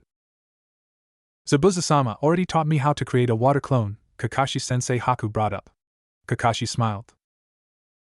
True, but because Naruto's shadow clones already fill that niche, I believe that we should try to get something else in. Before they get back, Naruto suddenly looked like he recalled something, started fiddling with hand signs slowly. Perhaps we should start with the water prison. I think that Naruto could pull that off nicely with his shadow clones, or perhaps we should Naruto ended on a bird hand sign. Hope this works. Water release. Great waterfall technique. No, Naruto! Kakashi yelled before all three of them were engulfed in a huge tidal wave. Gulping for air, both Haku and Kakashi quickly got back on the surface of the water and obtained balance. But as Naruto rose, he just kept blubbering around. Or perhaps Naruto-sama should focus on water walking first, Haku commented at his blubbering form with a blush. Kakashi frowned. True enough, but I don't know if I should be impressed with him for somehow picking up that technique on his own, or somewhat annoyed. The last day before Sasuke and Sakura freedom. After 6 days of trial, error, near drowning, and an angry Mrs. Harino and the two bats demanding the lesson ceased with the foreign kunoichi and the dead last and instead focus on the Uchiha and his pink cheerleader of horror, once free from the poison ward at the hospital. They were getting shown the great waterfall jutsu. Now, standing on the surface of the lake was Naruto, clad in an orange pair of swimsuit trunks, against Haku, who was in a bluish-white one-piece swimsuit with Kakashi standing on the lake shore. Now that Naruto had finally gotten water walking down, it was time to test how far they had come. Haku was to become a member of Team 7 for the time being, and Kakashi needed to make sure the both of them were ready to go out for any more missions like Wave. Now that both had seals on them, administered by Kakashi himself, to block the Sharingan, their moves were free to go. Let's see how good you are, Naruto-kun. Haku smiled. Naruto sighed. It was either this or Sama. Naruto began to do several rapid hand signs for lightning release, thunder ball. A ball of static electricity formed in Naruto's hand, before he tossed it at Haku, overhanded. The ball struck her head on, before she dissolved into water. A water clone, Naruto said, surprised. It was then that he noticed the water below him to begin to rapidly bubble. Water release, explosion! An explosion of air flew from below Naruto, sending him flying into the air as Haku burst to the surface, giggling. Naruto's eyebrow rose slightly, before doing his favorite hand sign. Shadow Clone Jutsu. A dozen shadow clones formed from above and all created thunderballs, before tossing them straight at Haku. Ice Release, Protective Ice Dome. A dome of ice formed around Haku, blocking the shadow clones' attacks. Flying from the dome came dozens of ice spikes that quickly pierced the attacking clones, leaving only the original. Not bad, Storm Release, Great Twister. A huge twister formed on the lake's surface, spinning straight towards Haku, destroying her ice dome, but the girl was nowhere to be found. Wait, where did you go? Naruto was looking around confused. Water Release, Explosion. Naruto was sent flying into the air once again before exploding into smoke. Haku gasped. A shadow clone. Water Release, Great Waterfall Technique. A surge of water crossed the wave surface, swamping Haku and sending her flying to the shore. Apparently, Naruto had created an extra shadow clone, and used him as a distraction as he prepared the destructive jutsu. Haku then found herself panting on the lake shore, with Naruto lounging beside her. Not bad, Haku-chan, not bad at all. Naruto smiled. The girl smiled. It took him long enough to call her that. Not bad yourself, Naruto-kun. Kakashi smiled as he shimmered over towards them. Fine spar today, and tomorrow we begin our first mission as a united team again. Haku and Naruto groaned. Kakashi sighed. I hate them too, but we have to put up with them. Hopefully it will be something where you guys won't need to kill one another over. What they didn't realize were two things. First of all, they were being watched from on top of a cliff nearby, via the wide-eyed, all-seeing Byakugan, by none other than Naruto's admirer/stalker, the blue-haired, blue-eyed Hinata Hyuga. She had a smile on her face after watching the two fight. Amazing, Naruto-kun, those jutsu were incredible. I hope I can pull off something just as amazing. She poked her fingers together. She would match Naruto's skill one day, and then earn his heart, though this new girl could be trouble for that plan. Smiling, she decided to ask Kurenai-sensei if she could give her some extra training tomorrow. The other was the mission itself they would get. Team 7 had no idea what they were about to find themselves thrust into. In a misty hideaway in the land of tea, Alta Room. Locked up in a cage, sitting next to a floor littered in coal, was a large bird. Not just any type of bird, but an ostrich. This ostrich, who had 3 pink ribbons on his neck, was an ostrich that Team 7 had returned home on a mission some time ago. This was Mr. Ostrich. The bird was glaring angrily at his captor, before somehow manifesting a voice, yelled. What's the big idea, locking me in this cage? Just who do you think you are? A male voice then laughed. Oh sorry, my ninja ostrich friend. The bird paled. Yes, I know about your practice in the ninja arts, plotting your escape and your freedom. I recently heard you successfully mastered the shadow clone jutsu. No. Maybe, but only to earn my freedom. Humans will not hold me in their possession forever. The voice laughed out again cheerfully. Who knows, if this goes wrongly, you might just be freed forever. The bird paled. Did this guy plan to kill him? But, as for a name, a figure walked out of the shadows, before the ostrich. You may refer to me, as Taysen. It was the mysterious shinobi. Hokage's office. The Sandaime was stuck behind a mountain of paperwork, almost wishing he would keel over right this minute. Perhaps the greatest enemy of any Kage was the mountains of paperwork that resulted. Sure, whenever a big shot like a bijou attacked, you got to fight, and you got your face on the monument, but all the paperwork was still nasty. Add to it that almost all of the paperwork was from the civilian council. Lessening of the vandalism punishment. Are they trying to ask permission to ransack Naruto's apartment? Denied.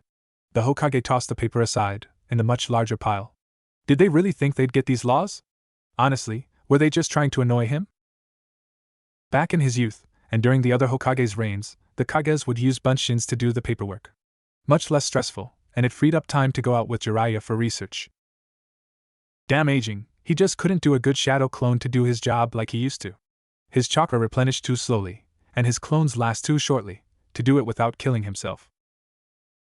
The Sandaime wasn't quite sure if the other Kages did the same thing for their paperwork, though he did know that the young Takigakure leader, Shibuki, had came to Konoha for shadow clone lessons with Ebisu. Takigakure, the village had an alliance with Konohagakure, and it had since the first great ninja wars. In fact, that village was one of the reasons behind his law concerning Naruto. He had been old friends with Shibuki's father, and he heard about how they treated their Jinchuriki, a young orphan girl named Fu. Apparently, Shibuki was her only friend, and her cousin as it appeared. The Sandaime hoped that his law would at least make things simple enough for Naruto, and seeing as he wasn't mugged in the streets, perhaps it worked. Or was it just his loyal Anbu, Chunin and Jonin, like Kakashi, Gai, Anko, Shikaku, Iruka and Tenzo? Of course, this wasn't Kumo, which the Sandaime saw as the best place for Jinchuriki. Soon as Jinchuriki was hated and driven insane, though the child was only Naruto's age, the IWA Jinchuriki both left the village, with one of them loathing humanity. Kiri's Yondaime was tortured by some odd genjutsu while the Six Tails had become a missing nin, who the Kage had tried to track down at one point hoping he could teach Naruto about his powers. And the acid burns his ANBU received showed the guy wasn't interested. But Kumo, because of one Jinchuriki called Killer Bee's heroic actions, valued the two of them greatly. They even had a Jinchuriki festival once a year. Though perhaps it was because Bee was the son of their Sandaime, and the brother of the Yondaime Reikage, the two even had their own houses. Though such debates were just for thought. He then reluctantly returned to his paperwork. Removal of teacher Iruka Umino, for blatant favoritism towards Naruto Uzumaki. Honestly, are they just trying to punish those close to Naruto? He then signed something below it. Revised. Removal of teachers and political figures that showed blatant antagonism towards Naruto for only his special problem, before sending it back via ANBU. He wondered how they would react. Speaking of Iruka, their investigation had turned up some evidence for them. Iruka had evaluated Naruto's old textbooks, and found that several key pages were missing, such as ones on the clone jutsu, genjutsu, chakra control and hand signs. They also appeared removed by a low-level water jutsu scalpel, something taught by medical nin, which Naruto certainly was not, nor any academy student before him, but the principal of the academy was trained as a medical nin. This man was currently held in interrogation, with Anko who had found a new torture involving rope, a sharp-clawed obese feline, and that recently banned dish from the new eatery, that fiber bean casserole. Sarutobi didn't want to think about it.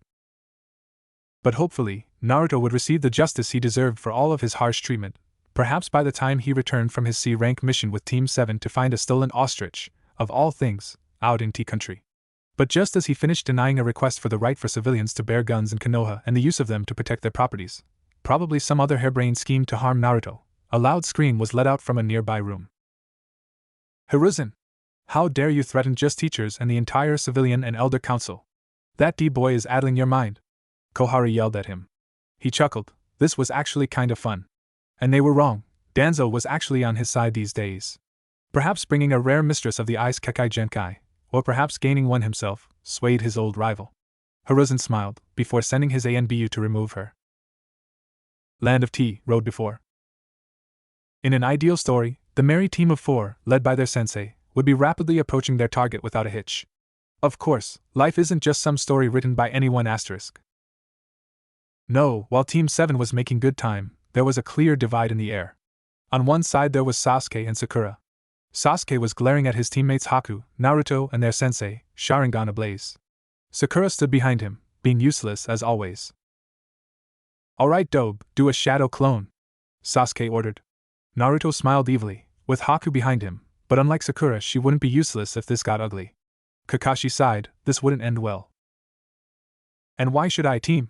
The team glared, but his Pomeranian barked. Because he ordered you to, Baka. Sasuke, learn the thing yourself, and not with those pathetic eyes of yours. Naruto smiled as he walked swiftly up to Kakashi with Haku behind him. Kakashi actually seemed surprised.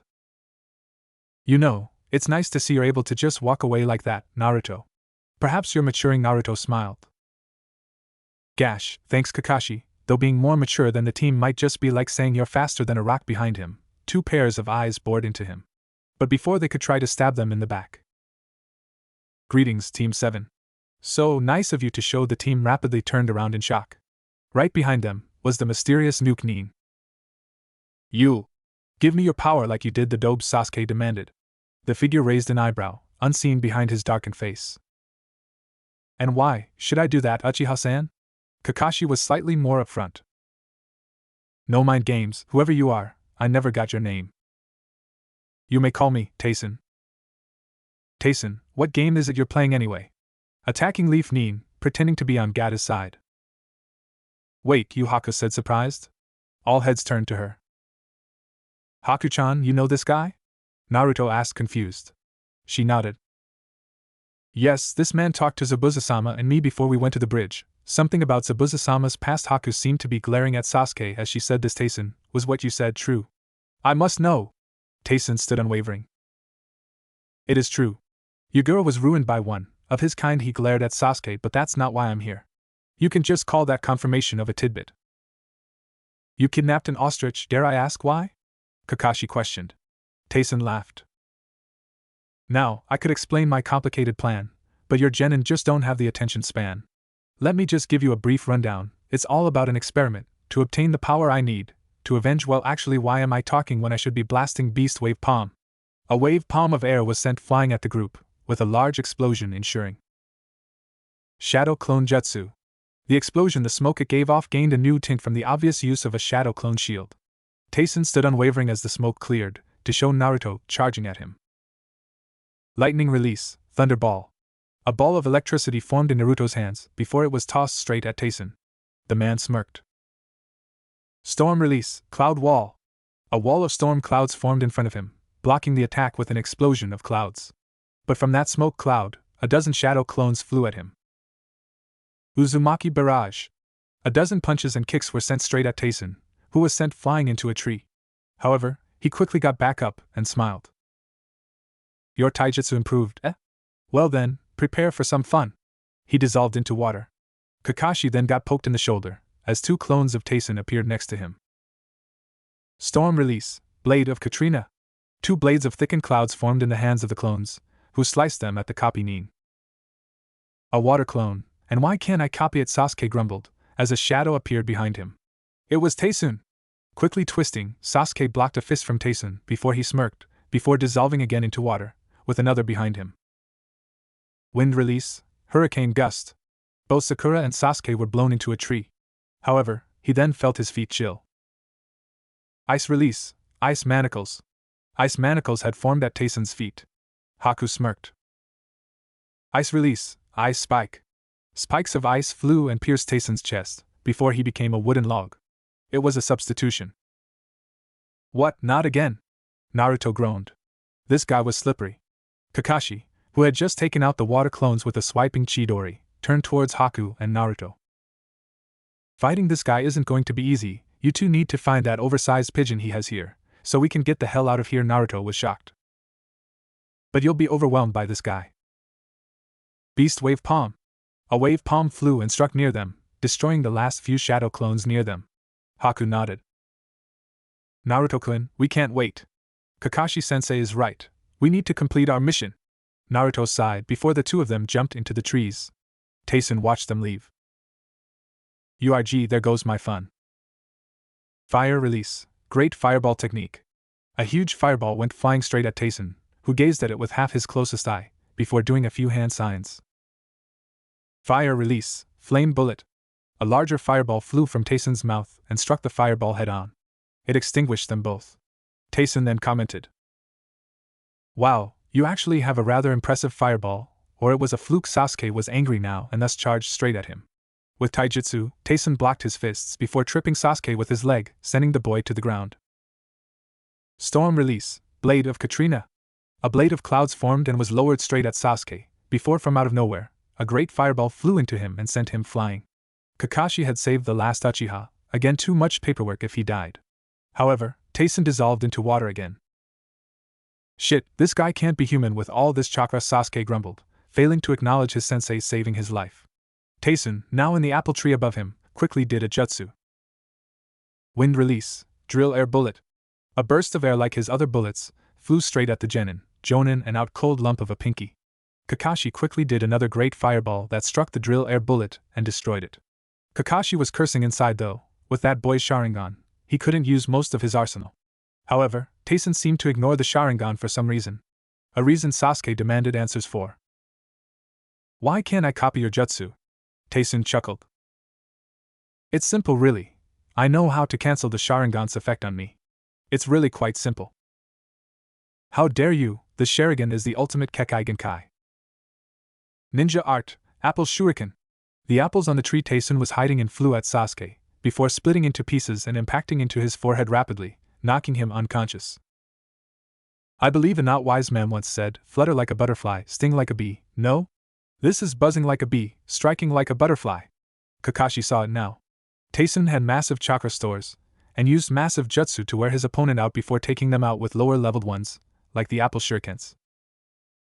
And it was working. Sasuke was panting, and he was running on maybe 25%. This guy could make some mean water clones. He sighed, before taking a gamble. Focusing lightning formed in and around his hand, with bird calls shortly behind. It was the Chidori. He was too exhausted for his lightning cutter, so this would have to do. Tayson, prepare to meet your end. Kakashi began charging straight at the enigmatic ninja, with his Chidori ablaze. Tayson smiled under his darkened face. This looks like fun. If you really want to, storm release, dual blade strike, Katrina and Andrew. 2 blades of storm chakra formed into Tayson's hands, before he jumped straight down at Kakashi. But as the two S-class shinobi were about to clash, they failed to notice one thing. Sasuke was watching Kakashi, with Sharingan ablaze. Land of Tea, battlefield. The two attacking ninja, the copy Nin Kakashi Hatake, and the mysterious Enigma Tayson, crossed paths. Before the both of them found themselves standing on opposite ends of one another, their jutsu dissipated. Kakashi and Tayson kept silent for a second, before Kakashi yelled out. A gash mark was on his side, rapidly bleeding blood. Holding onto his side, Kakashi dropped to one knee, the ground next to him quickly reddening. Tayson smirked from under his hood. So, it appears that this game is he dropped down to one knee as well, as spare electric chakra was coursing across him from the Chidori. It appeared that they both were unable to go on. But as it was, the arrogant duck-haired boy Sasuke forced himself up. Not bad, Kakashi.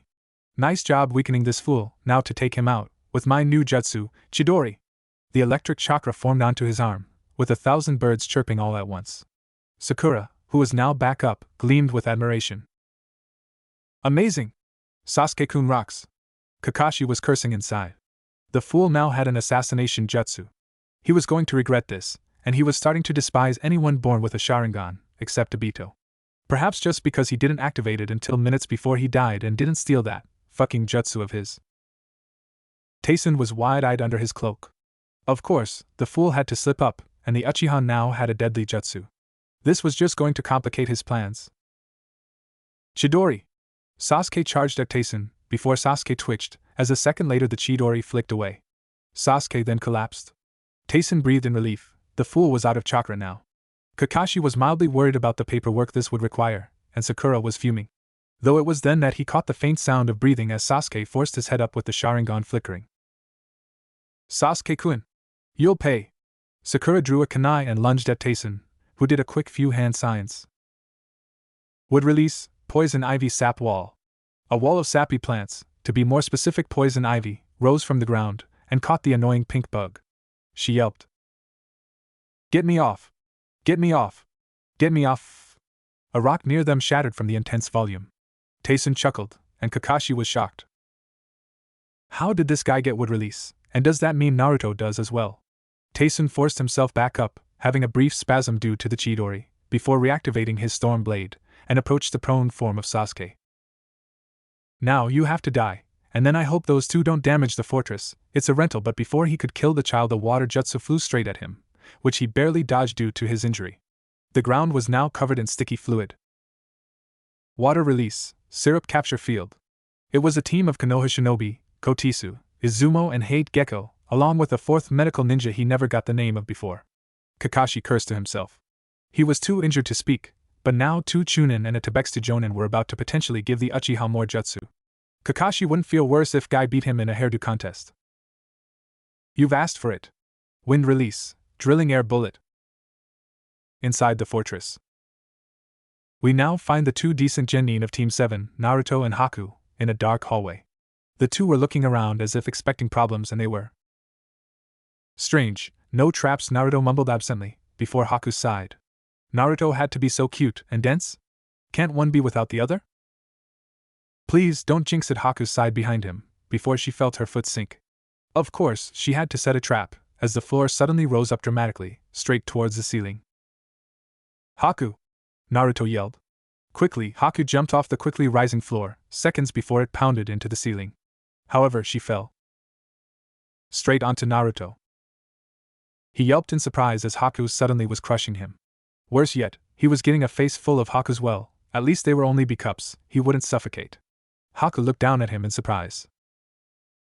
Naruto-kun, sorry, I didn't mean to, she mumbled with a blush. She got off him, as he scrambled back and blocked his face.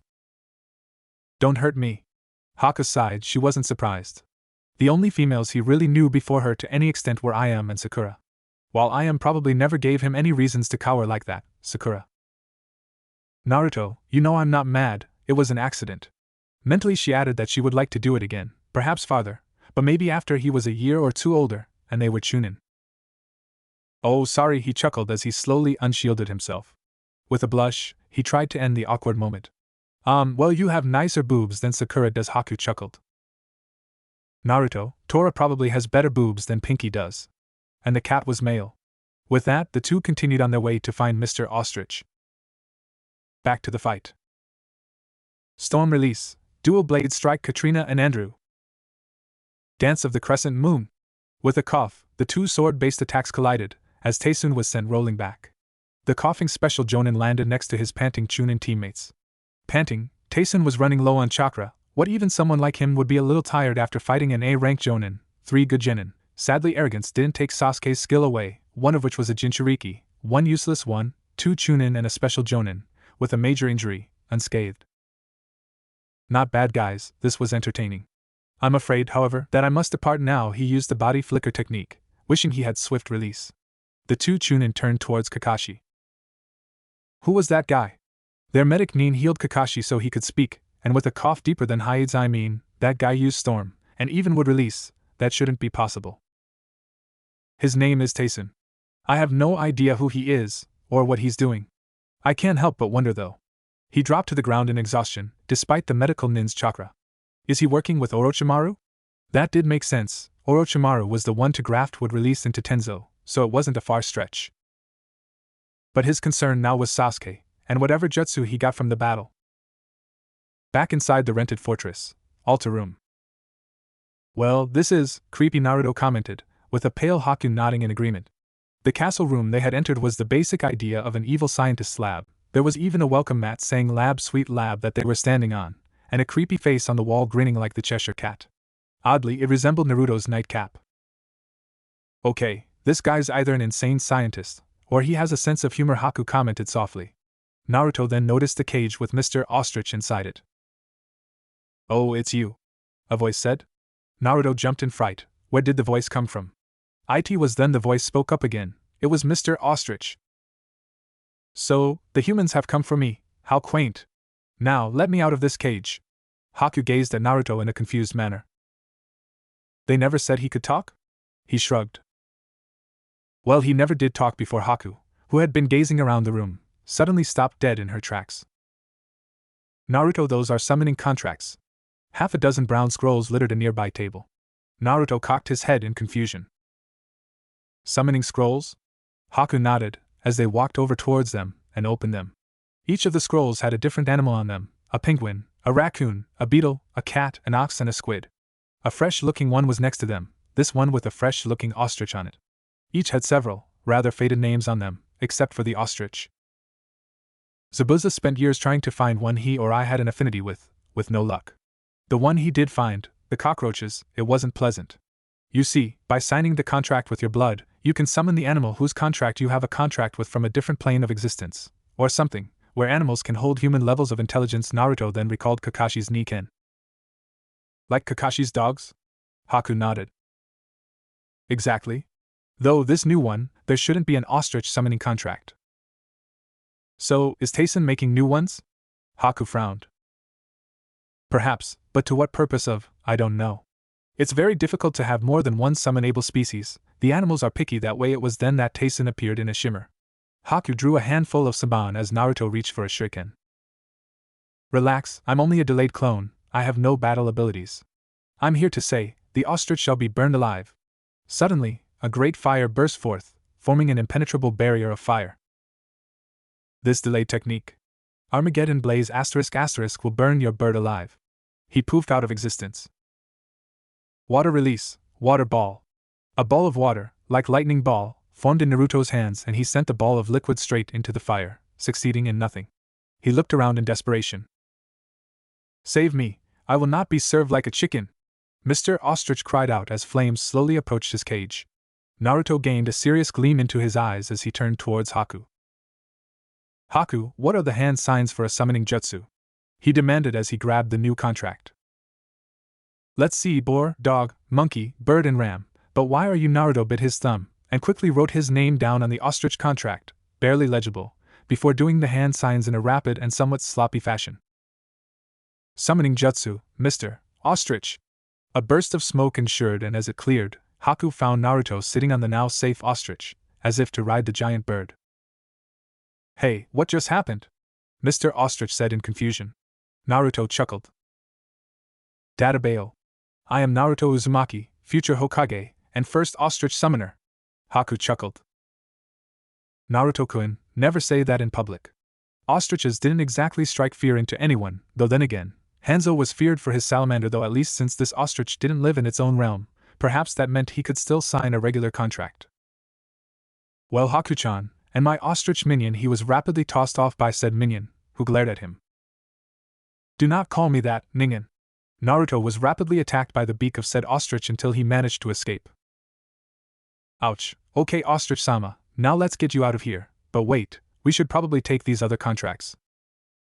But Naruto-kun, remember what I said about. I know Haku-chan, but we might as well keep them away from Taysen. Whatever he's planning, the contracts should be safe with Aji-san. Though the challenge would be to keep them away from the team, and the Pomeranian. Haku agreed.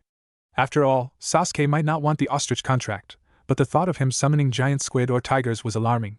But luckily, she noticed a sealing scroll lying around, and quickly managed to seal the scrolls inside it. Naruto was amazed. Haku-chan, can you teach me how to do that? Haku smiled. It was then that Mr. Ostrich interrupted. Hey you two, if you'd stop preparing to mate. Naruto and Haku blushed in a combination of indignation and embarrassment. Can you get me out of here? And by the way, Naruto, be free to summon me anytime you want. It is always good to get away from the farm. Back in Konoha. With Sasuke, Sakura and Kakashi in the hospital for a few days, Sasuke and Kakashi for injuries and chakra exhaustion, and Sakura for severe allergic reactions. That left Haku and Naruto to deliver the report to the Sandaime. He listened intently, before speaking up as he removed his pipe.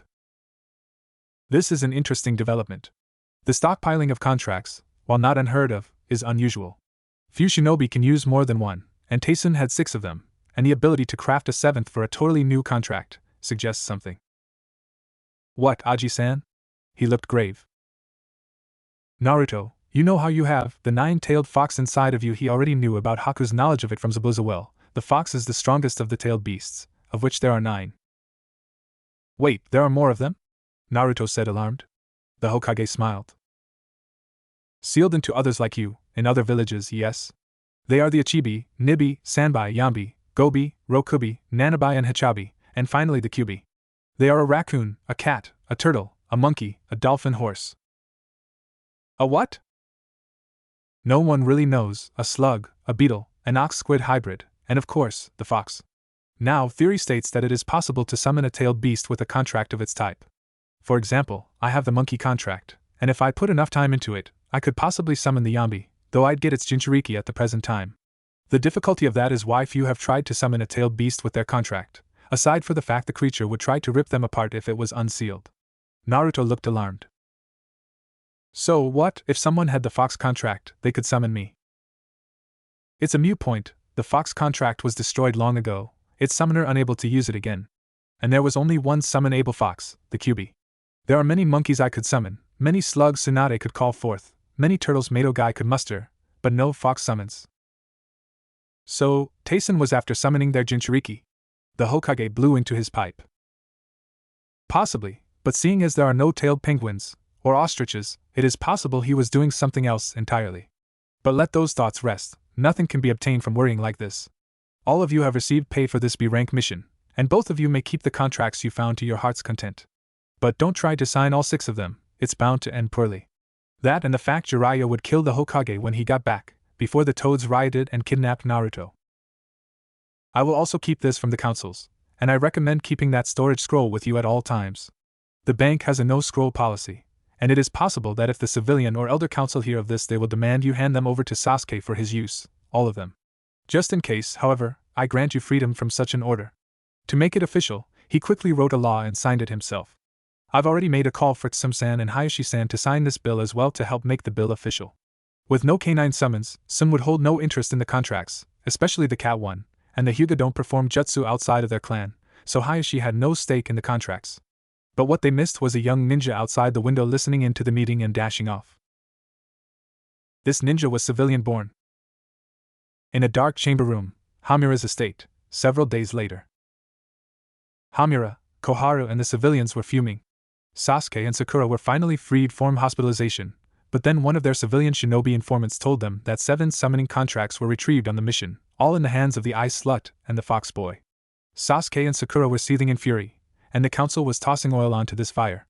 After all, how dare the demon and his ice slut take power that should be used by the Uchiha? Sadly, this has always been the case.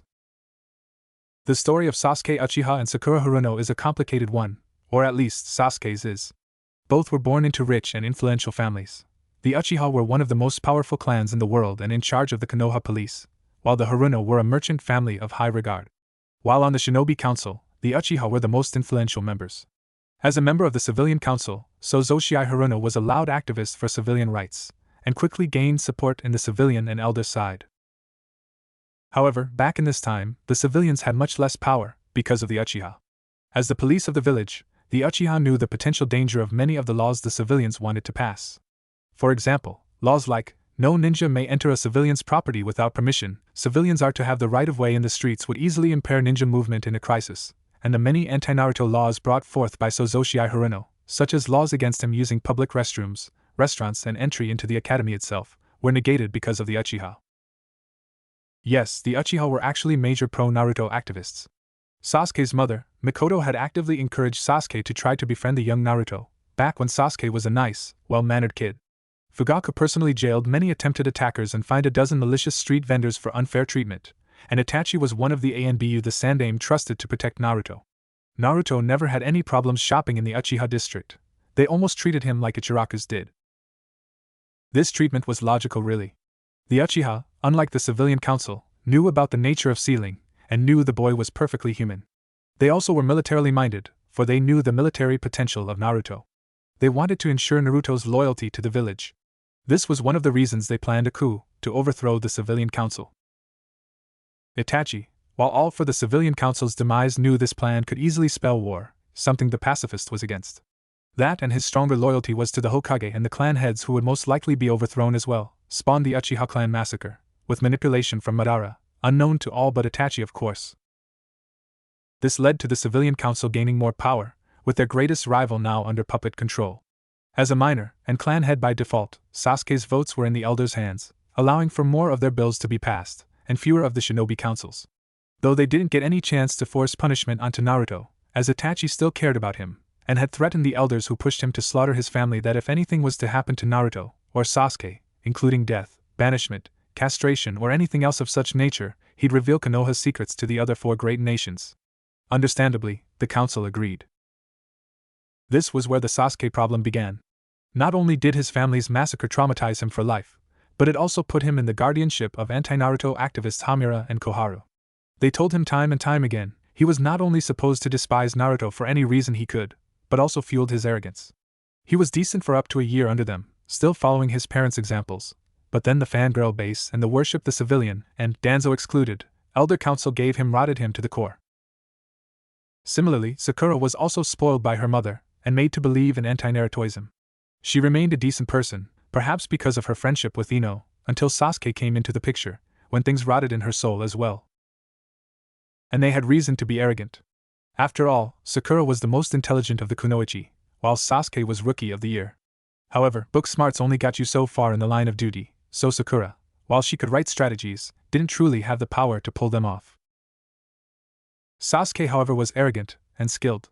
Combined with his Sharingan, he was a walking time bomb. And that bomb was active. Hiruzen-sama has fallen under that damn brat's grip. He favors him over us, the council. He favors him above our hero, our hope for the future of Konoha, Uchiha-sama. And now that idiot of a Sandaime thinks he can just write us off with a bill, eh? Well, let's see how those two can handle confrontation. Mark my words, the blonde terror and his ice whore will be beaten until they never rise against Uchiha-sama again. Sasuke smirked, with his pink lackey behind him. That dope's going to get his ass given to him, and those contracts will be mine, for the Uchiha clan exclusively. Kohara gave a toothy, evil grin. And then, we're invoking the old Clan Restoration Act. The old fool can't hope to argue against it, unless he wants to be charged for treason against the village. With that act, Sasuke, any female who agrees or has reason to. Hamura chuckled. Will be married to you, to rebirth the Uchiha clan. And they had several targets. Haku for one, the ice release will make the Uchiha even more unstoppable than before. Then there's Anko Mitarashi, the council have wanted her dealt with, and she is a strong kunoichi. Strong kunoichi, strong children after all. Plans also called for forced agreements involving one or both of Hayashi Hyuga's daughters and Ino Yamanaka, daughter of Inoichi Yamanaka, as well as Hana Inuzuka, some Inuzuka's daughter, are also in the making. Those old fools will have no choice but to vote with us unless they want to lose their daughters. Hell, we take them anyway after the big vote. Imagine it, a new Uchiha clan, with Sakura's brains, the Ice Slut's Kekai Genkai, Anko's strength, the Yamanaka Jutsu, the Inuzuka senses, and perhaps even a combination of both the Byakugan and the Sharingan. Sasuke was grinning evilly. Yes, I can see it now, and myself as the Hokage and my brother dead. So Zoshii Haruno then yelled loudly. But remember, my daughter only goes to you once you become a Chunin. That's the marriage law we passed for shinobi. All in the hope that they'd be able to keep Naruto a genin forever. Don't worry, all he has to do is get to the finals, and we'll make him a Chunin, regardless of anything. He's definitely more deserving than the brat. Sadly, they didn't get a chance to call Naruto what they wanted. The Hokage's law was actually a large jutsu. Use of a violating phrase would be detected by the Sandaime immediately, and ANBU would swarm in here in seconds. But then again, in a few hours, the demon will get knocked around a lot by their champion. Konoha streets, Ichiraku ramen? One miso ramen, with a pork ramen on the side please. Oh, and a miso for Haku as well. Naruto ordered from his favorite, and truth be told, only eatery, Ichiraku ramen. The two chefs here, Tuchi and his daughter Ayam, smiled and warmly took Naruto's order. They both cared for him quite a lot, not only as a person, but as 50% of their annual income. In fact, Naruto paid for their TV, phone, internet and the rent on both their shop and their house each month. Gotcha, Naruto-kun. Ayam chuckled. Haku had an anime-styled vein on her forehead. She turned towards Naruto in a very slow, very creepy manner. Naruto-kun, he gulped. Why yes. She grinned and broke the creepy facade. It's nice to see you have people who care about you in the village. Haku had a sense of humor. Living with Naruto you had to, and add in her training with Zabuza, and you have a potent combination.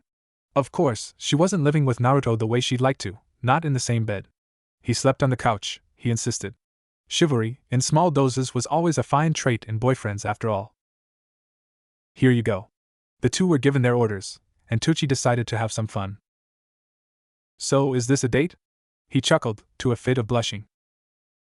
No, it's just we heard we might get another long-distance mission, so I need to get a good meal in the both of us first.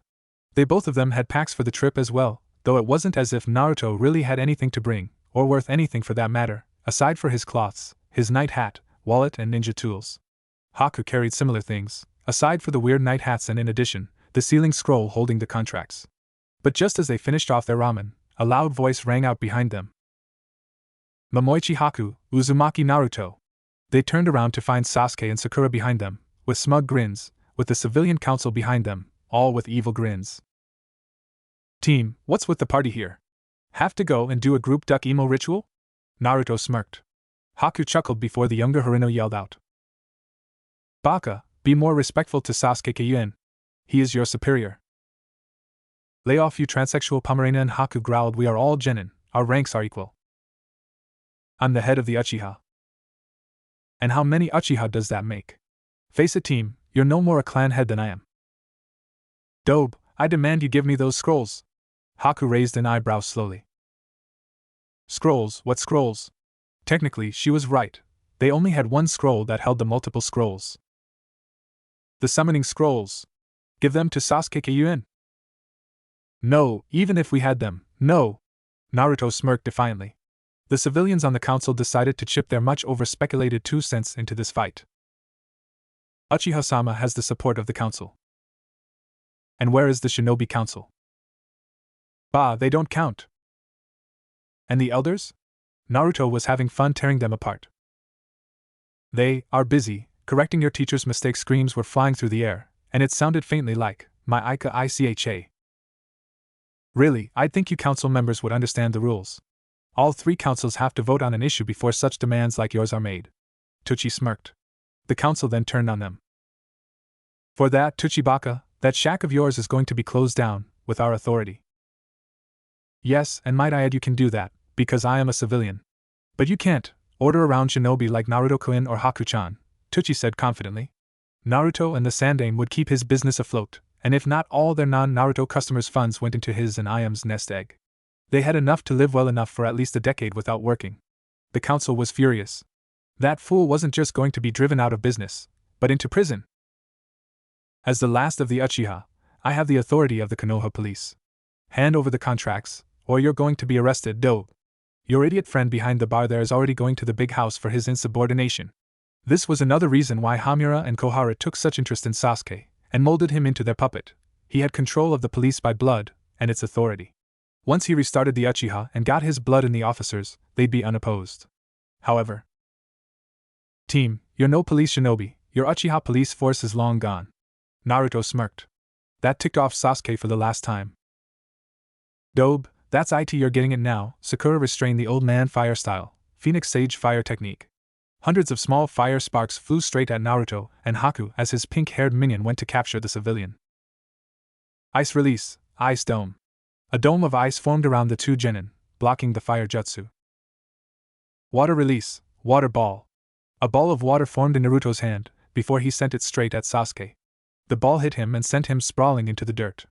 Pushing himself up, the council was yelling.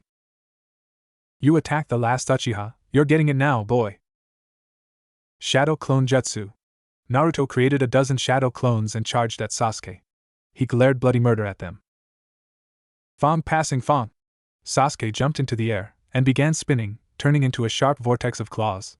This vortex struck the clones, destroying them. And seeing this from the view of the Hokage's crystal ball was Saminuzuka, Shikaku Nara and the Sandame, who were furious. That piece of cat crap stole my clan jutsu. Sim was fuming. You could almost see the steam coming out of her ears. Next to her, her large one-eyed canine companion Kuramaru was growling. Shikaku was annoyed as well.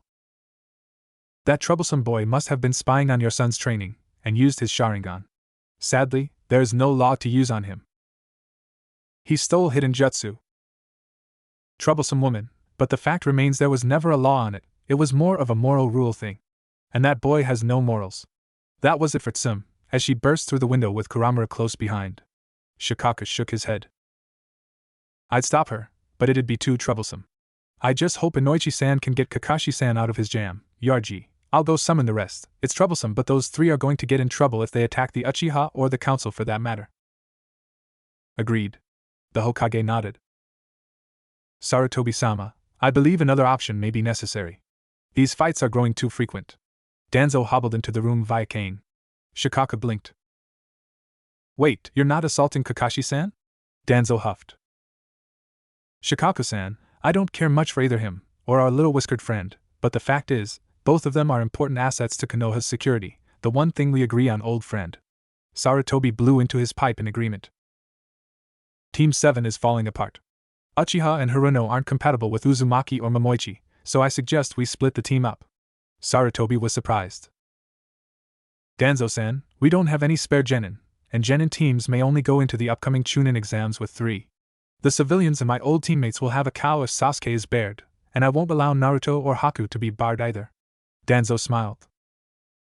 That's why I have a 2-part plan. First, Haruno and Uchiha are placed on a team with my young ward. He stood aside to allow a strange pale boy with a black mid-drift t-shirt, ANBU pants and a creepy fake smile walked out and bowed. Sandame-sama, it is a pleasure to meet you. This is my ward, Sai. The Sandame eyed the child with dark curiosity. Strange, I have never met this one, or seen him. He isn't a root. Hokage-sama, I dissolved my group years ago. Danzo lied. And as for Uzumaki and Haku, he stepped aside to allow another man to enter. He had a blue shirt, an armored right shoulder, and white pants. He had brown hair and on his head was the hide for Takigakure. Greetings, Hokage Dano. The Sandame was confused. Shibuki Dano? The man smiled. I have a recommendation to help you with your problem, my cousin Fu, Jinchuriki of the Nanabai. The Hokage's office. The Sandame blinked. Out of nowhere, the leader of perhaps the most paranoid of all ninja villages, offering up their own Jinchuriki, and his cousin at that. The Sandame had been told for ages that anything too good to be true wasn't true. Did it matter if it was him winning the Land of Earth's lottery, or free Ika Ika for the next 5 volumes, these offers were always fake, or had a catch to them. Shibuki Dano, may I ask, why are you offering to give up this Fu, your cousin and your village's Jinchuriki? I believe you are aware of our own Jinchuriki.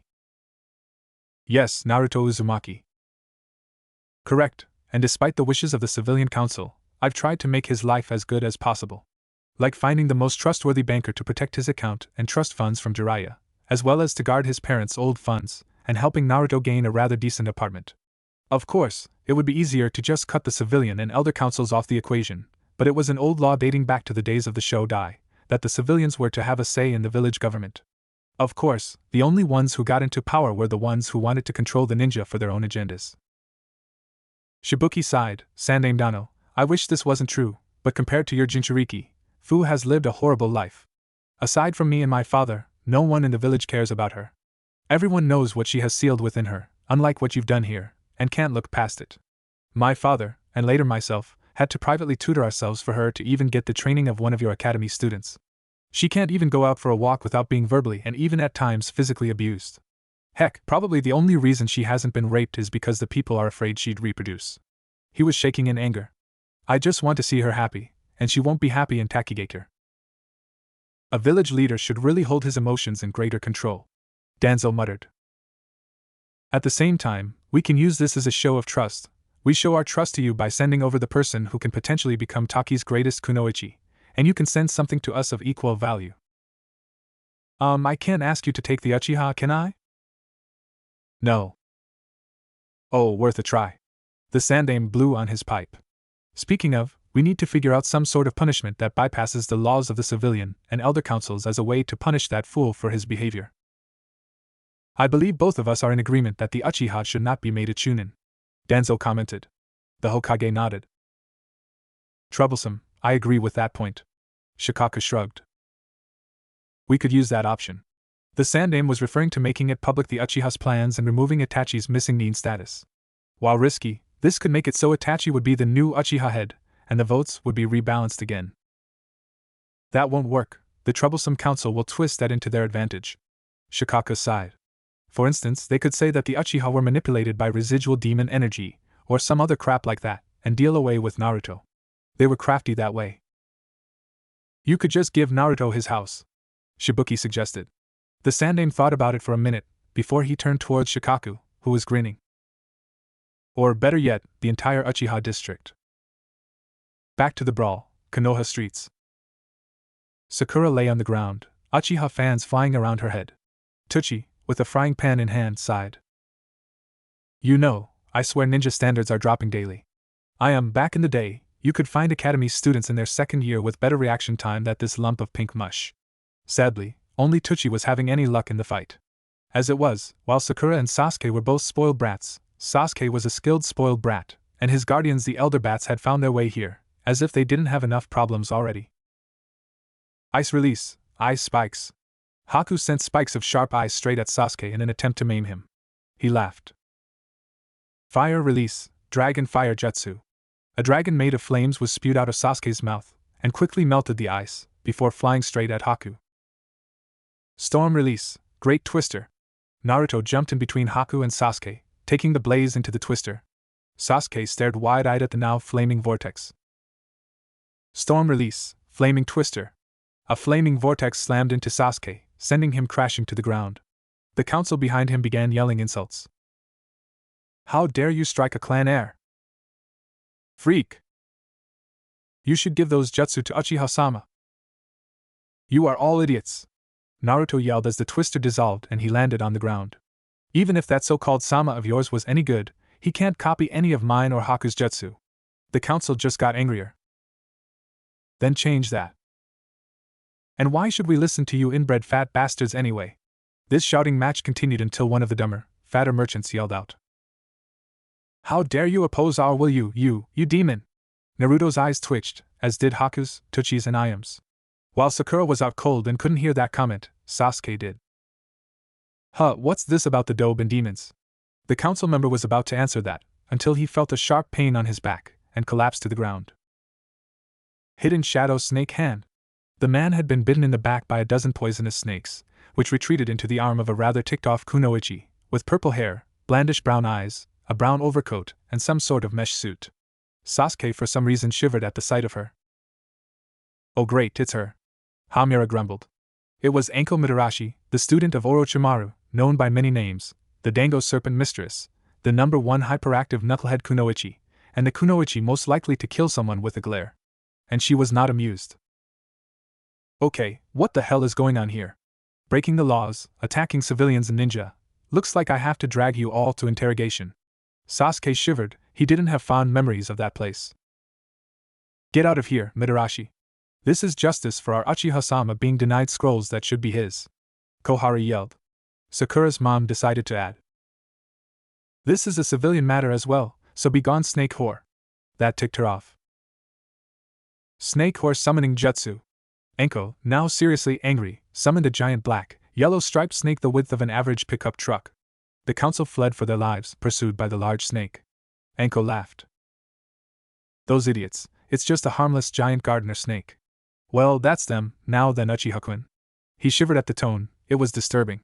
Give me a reason why I shouldn't show you that trick of mine involving Fluffy the tabby and the stick of butter again? Once, Sasuke had been to interrogation and saw Anko at work there. Ever since, he was terrified of any of her overkill ways of torture. That particular torture was too horrible to think about. Because I am rescuing powerful artifacts from an enemy kunoichi and some sort of demon. Anko smiled evilly. Wrong answer, kid. Fire release. Fire snakes. Anko breathed in deeply, before unleashing 2 snakes made of fire straight at Sasuke. The snakes lunged. Water release. Syrup capture field. A wave of sticky water flew from Sasuke's mouth, trapping the fire snakes in some sort of glue. They cried out before smoking out. Damn! Anko growled before avoiding a drop kick from the bastard, before giving him a side kick, to find the boy flickering out. It was the basic clone jutsu. Thanks for the trick, by the way, snake whore. Fire release. Fire snakes. A single fire snake flew from Sasuke's mouth and struck Anko, knocking her into the sticky trap. This singed through her net clothing, luckily not anything major, but her stomach was no longer covered. Sasuke smirked, loving how this village had all sorts of strong and attractive kunoichi that would be used to revive his clan. Ice release. Ice spikes. Sasuke's gloating ended only seconds before he got impaled, the water from his own jutsu freezing into the attack. Fire release. Great Fireball Jutsu. Lightning release. Thunderball Jutsu. The 2 attacks from Naruto and Sasuke collided in the air, releasing an explosion. Sasuke was briefly distracted by the explosion, before Naruto came up from behind him and gave him a kick to the ass. Sasuke flew into the air from the intensity, before he turned around. Fire release. Phoenix Sage Fire Technique. Dozens of small fires flew at Naruto from below. He was impaled before poofing. It was a shadow clone. Dope. I will have that jutsu if nothing else. Don't think so. Lightning release. 1,000 years of pain. Sasuke suddenly felt violated as Naruto performed Kakashi's joke jutsu, but with a slight twist. An electric charge had been added. With a yelp that could scare a dragon, Sasuke was catapulted into the air and fell to the ground, twitching with electric chakra. Tsuchi was laughing, as the poor boy was rubbing his ass and forcing himself up. "Dobe, you violated me." "Hey, it's an actual technique in the data books, another patented Naruto jutsu. I'll sell scrolls of these. Oh, just imagine that in ice release." "Naruto, I am not." "What, for all I know Tayson and thus me might have it?" "Good point." Naruto laughed, before he found himself frozen, as did Haku. "I can't move." Both his and Haku's shadows were connected to Sasuke's, who was up and grinning. "Dobes, you can't hope to beat me. That Shidamara may be a worthless ass, as is his entire clan, but this shadow possession is going to be fun." He activated a Chidori. "Now die, Dobe." He ran at Naruto, charging the jutsu as both Haku and Naruto were forced to run towards him due to the shadow possession. Though before he could kill them with it, two things happened. First, he felt a sharp strike to his back, like some sort of reinforced poke. Second, something bit his leg. A snake.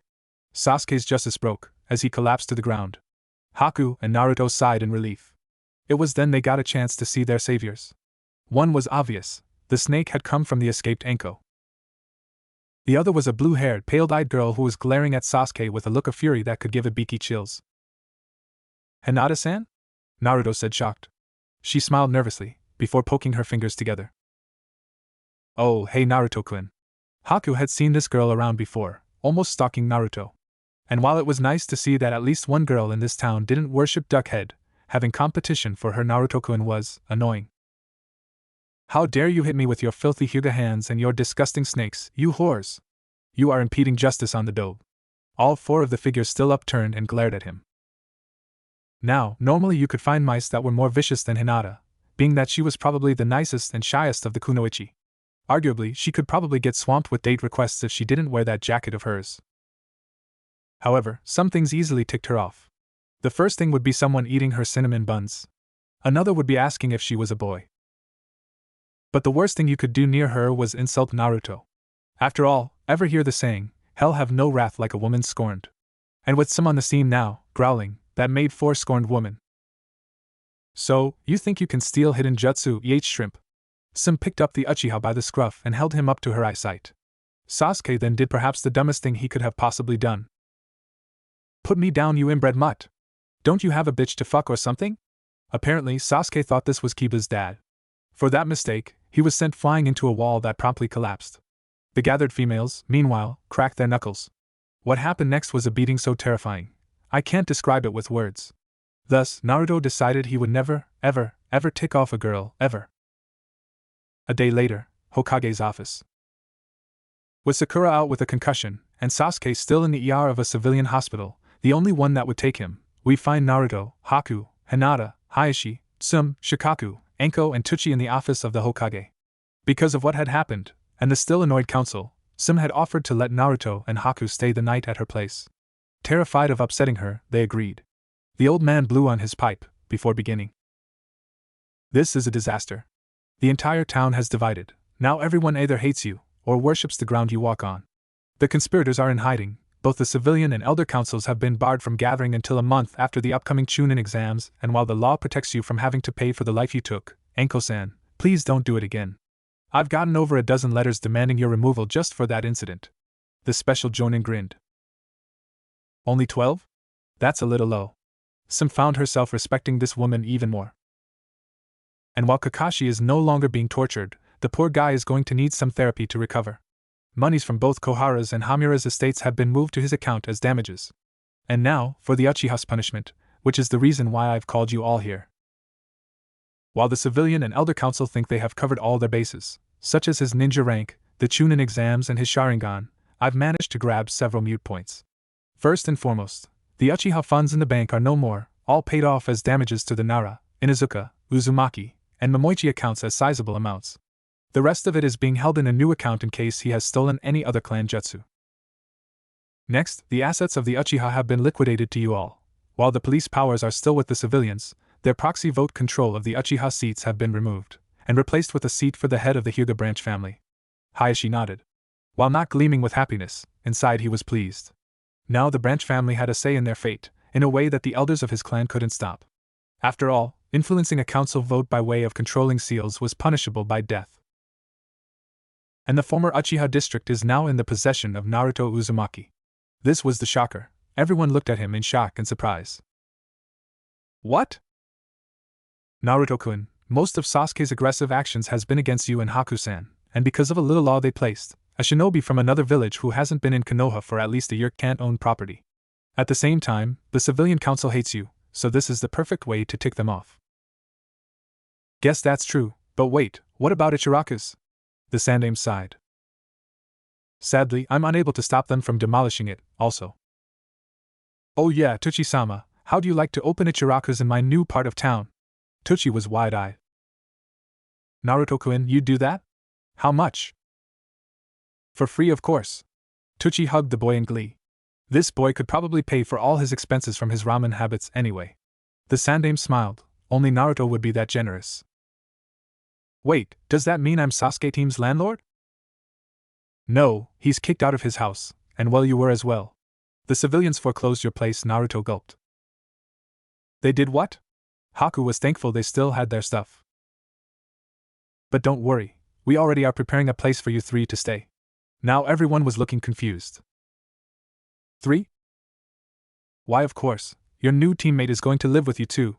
You are to escort Shibuki Dano, head of Takigakure, to meet her and bring her here, as part of your new team with her and Haku. Naruto had his mouth wide open, and Haku and Hinata were mentally thinking, oh great, a new rival. Konoha, Training Ground 3 the next day. The third training ground, where the failure of a team, the original Team 7, had their first test, a test which got our beloved orange-wearing ninja tied to a post. But instead of finding either Kakashi, who was currently getting therapy, Naruto, who had just left with Shibuki and Haku to find Fu, or the team of Sasuke, Sakura and Sai. As Sasuke was still in the ER, Sakura was in hysterics after hearing what had happened to the Uchiha fortunes, and now the council was drawing up some sort of Save the Uchiha fund, and Sai, no one had any idea where he was. Instead, this training ground found itself in the presence of the much more stable Team 8, Hinata Hyuga, the tall, mysterious shade wearing Shino Aburame and the fur jacket, wild-looking Kiba Inuzuka, and his small white puppy Akamaru. They were waiting for their Jonin sensei, the strange-dressing, odd-eyed Kurinya Yuhi. Strange things are stirring, Shino commented to break the silence. Kiba smirked. Hell yeah, they are, Shino-san, and I failed to see the problem with any of them. Sasuke is dirt poor and in the hospital, we finally have enough money for a pool, and with Team 7 all messed up, I doubt we'll have to worry about them in the Chunin exams. Hinata looked away, and Kiba quickly edited what he said. I mean, Sasuke team and Sakura-san are probably not going to be in the Chunin exams now. Most people would think that Kiba was a womanizer, based off his dog-like looks and behavior. That was far from the case. His mother was one of the most terrifying kunoichi in the village, purposed the entire shinobi world. There's a reason his dad ran for the hills, and it may have involved a dress, a tomato and pack mentality. In addition, he was one of Naruto's old friends, dating back to before he even met Akamaru. Because of that, he was probably one of the reasons that Naruto didn't end up like the Jinchuriki of Suna, as in an insane bloodthirsty maniac, in addition to people like Iruka, the Sandaime, Choji and Shikamaru. That, and he was one of the few people to ever see and survive against an enraged Hinata, when Akamaru ate Hinata's last cinnamon bun. The poor puppy was nearly neutered before Hinata calmed down, apologized, and cried her eyes out. Oh, that's okay, Kiba-san, she smiled nervously, poking her fingers together. Kiba had a devious smirk. While he knew quite well not to enrage Hinata, teasing her about her feelings, provided he didn't insult Naruto, of course.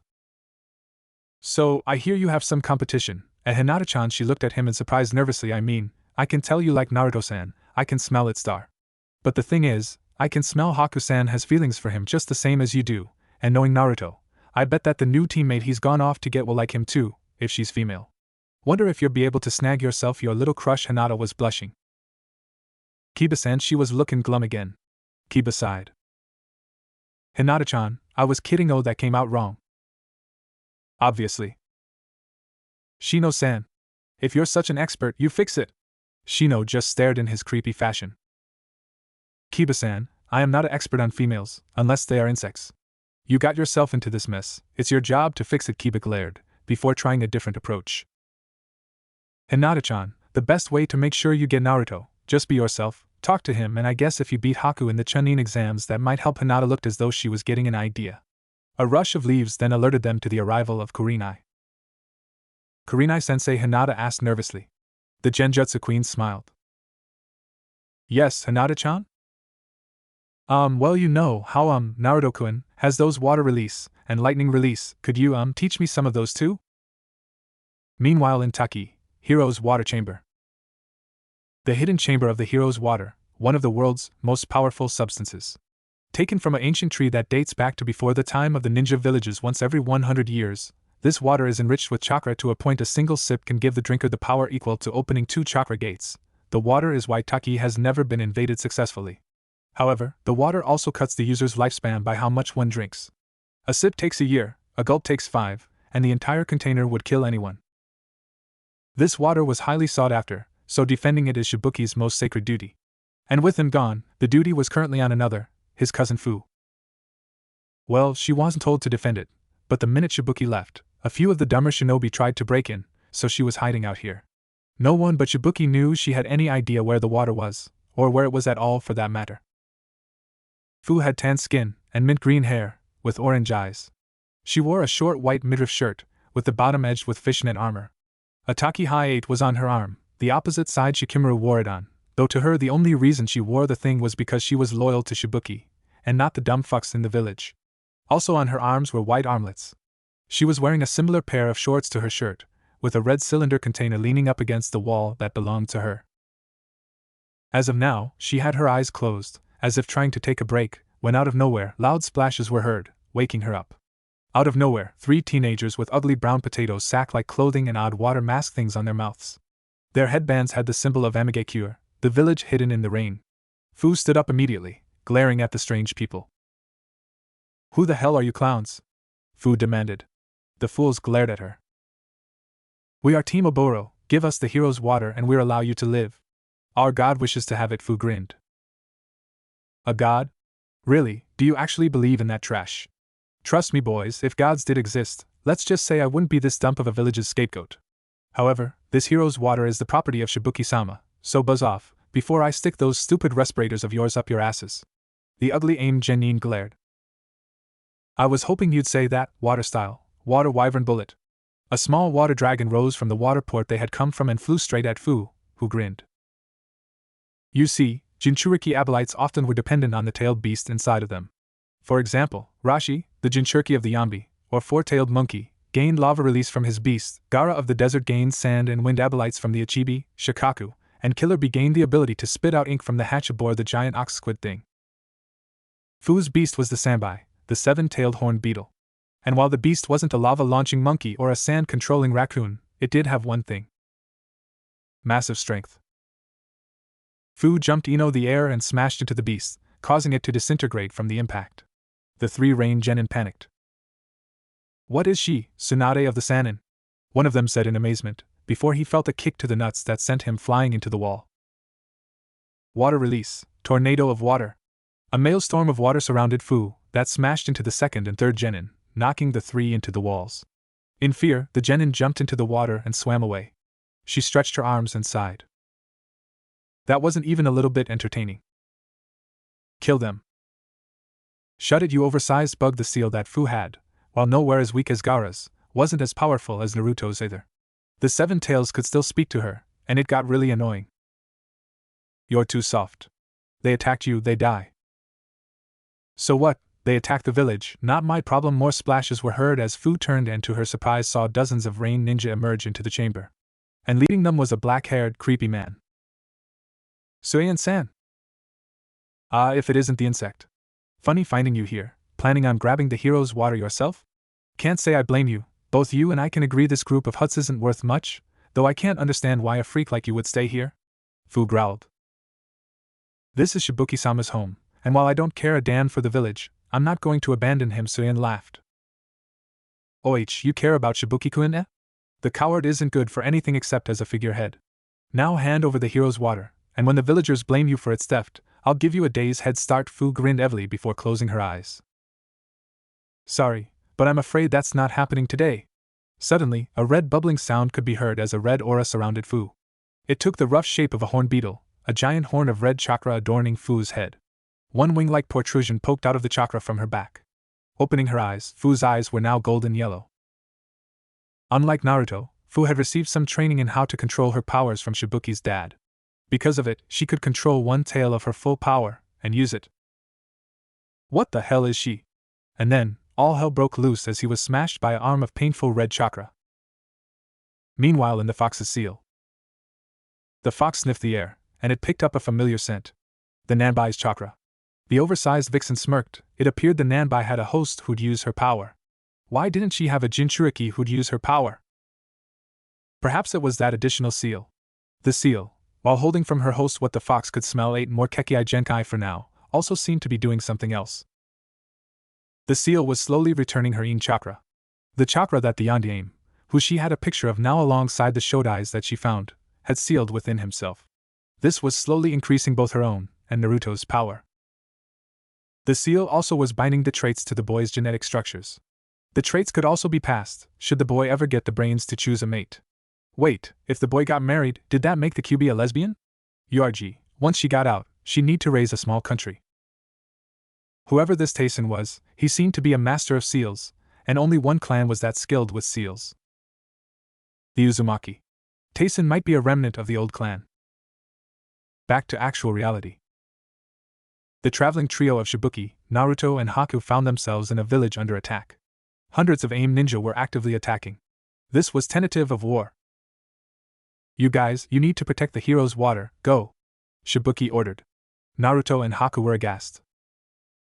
But these ninja are swarming all over the place, you guys are being overwhelmed. Shibuki sighed. The ninja attacking are AIM ninja from the land of rain. As it is, it appears there will be war between AIM and Taki. If you guys participate, that will only draw Konoha into the war. I don't want to be known in history as the man who led to the 4th Shinobi World War.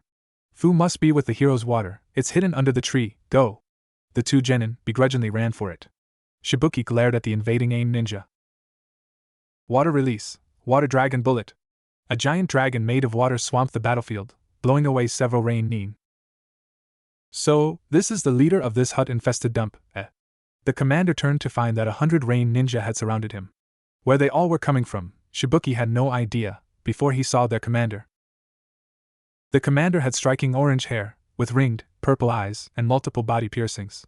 He wore a strange necklace that looked somehow familiar. It was the Deva Path of Pain. The AIM ninja bowed before the being. Our god! Shibuki had a sweat drop. God?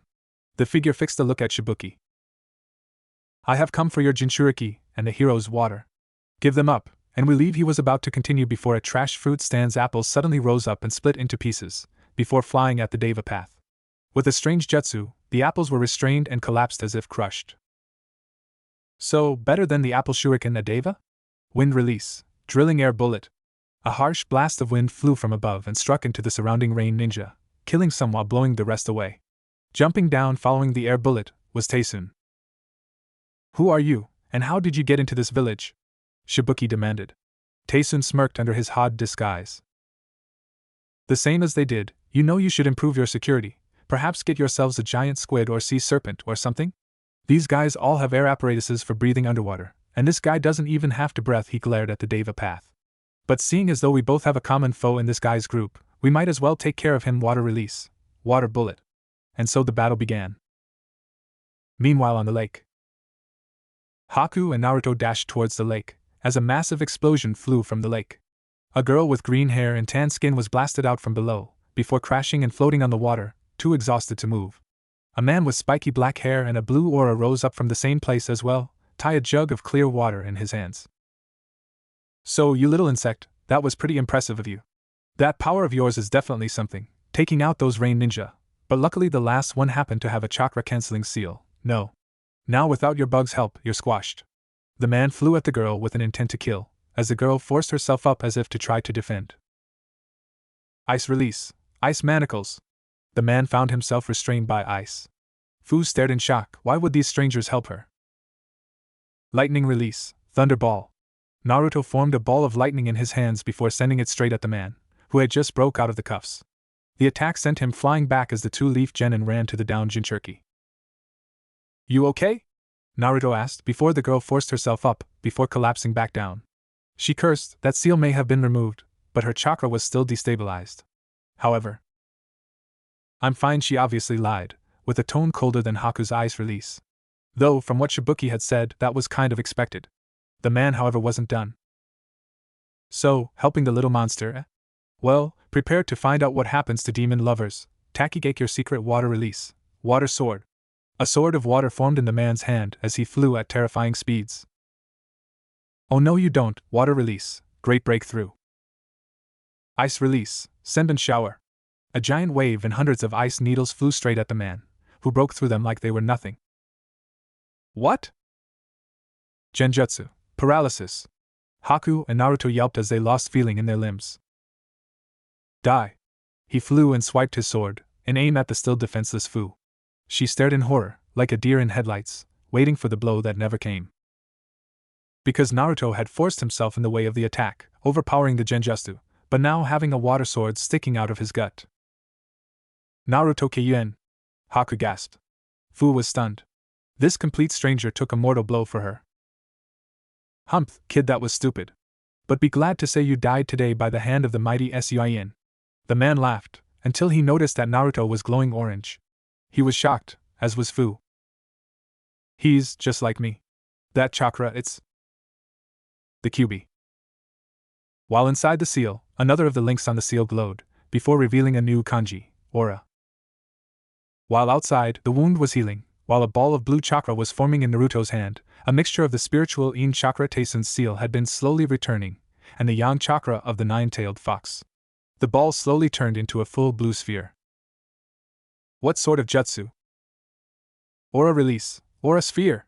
Naruto sent the blue ball of chakra flying at Suin, who was sent flying across the link, skipping on it like a tossed stone, before he stabilized. You demon brats! Fu, Haku, and Naruto forced themselves up to prepare for battle. You fools think you're a match for me. I have the hero's water, I am invincible. Suin flew at the genin with amazing speed. Ice release, protective ice dome. Haku formed a dome of ice around the team, which Suin collided into. The impact shook the lake shore, sending ripples cascading from the impact zone. The ice was caked in cracks, but Suin had been forced back. Haku panted, that took a lot of chakra to hold. Aura release, aura sphere. Naruto charged up another sphere of powerful chakra, before sending it straight at Suin. His aura flared up, as the attack was held back by the chakra shroud. With a roar, Suin jumped into the sky, flying the brats with an intent to daitri. Water release, water dragon bullet. A water dragon roared up from the lake and flew straight at the three genin. The blast impacted them, sending them skipping across the lake shore, until they exploded into smoke. Shadow clones. Suin gasped before getting smacked harshly from behind by an enraged Fu, before crashing into the lake, the hero's water jug falling into the hands of Naruto and Haku. Fu landed next to them with a grin. Hey, that was actually good teamwork, Naruto and Haku grinned. I think this is a start to a great partnership, eh? However, in a surge of chakra, Suin forced himself back up from below the water's surface. I am not done with you fools yet. Naruto did a few rapid hand signs. Summoning jutsu. In a flash of smoke, Mr. Ostrich appeared. Oddly, he was standing on the water, like a ninja. You little human, why do you summon me all the way out here? The bird demanded. Fu seemed confused by the talking ostrich. Naruto gave Mr. Ostrich the hero's water. I need you to take this water and get to safety, Mr. Ostrich glared. A game of hide and go seek, eh boy? Well, it's either this or I get more ribbons on my neck, so shadow clone jutsu. A dozen ostriches formed next to the original before scattering. All the ninja here seemed disturbed. Did he just? I think he did. That is one strong bird. Suin thought I should capture it, the ice girl, and these Jinchuriki. I'd bet I could find a good price for them. Water release, water tornado. Storm release, great twister. Naruto and Suin collided with both of their tornado-like jutsu. Meanwhile, most of the AIM shinobi had fled, as the Deva path continued its fight against Taisun and Shibiki. The problem with the paths, other than their obsessive amounts of piercings, creepy eyes and the amount of chakra they require from their controller, is the fact that they work the best as a full team. It appeared as though only the Deva path was present here, as if their master didn't expect too much resistance. That was a mistake. Normally, the Atatsuki work in partners, but oddly the partner of the Deva's path controller, Kanan, wasn't present. Perhaps she was back in AIM, or again Taki might have been underestimated. Or perhaps, it wasn't Taki that they underestimated, but the unexpected arrival of Taesun. Shinra Tenchi. A orb of gravity stopped a fire bullet and water dragon jutsu straight from Taesun and Shibuki from striking the path of pain, though the path seemed to be quickly weakening. That thing is unreal, Shibuki panted, running low on chakra. Taesun was faring better. Hard to believe there are 6 of them. Let's be glad only one appears to be here. 6 of them. Who are you, and how do you know this? The Deva Path demanded. Taesun smirked. I am Taesun Uzumaki, the Wanderer, the Remnant, the Seal Sage, the Scroll Master.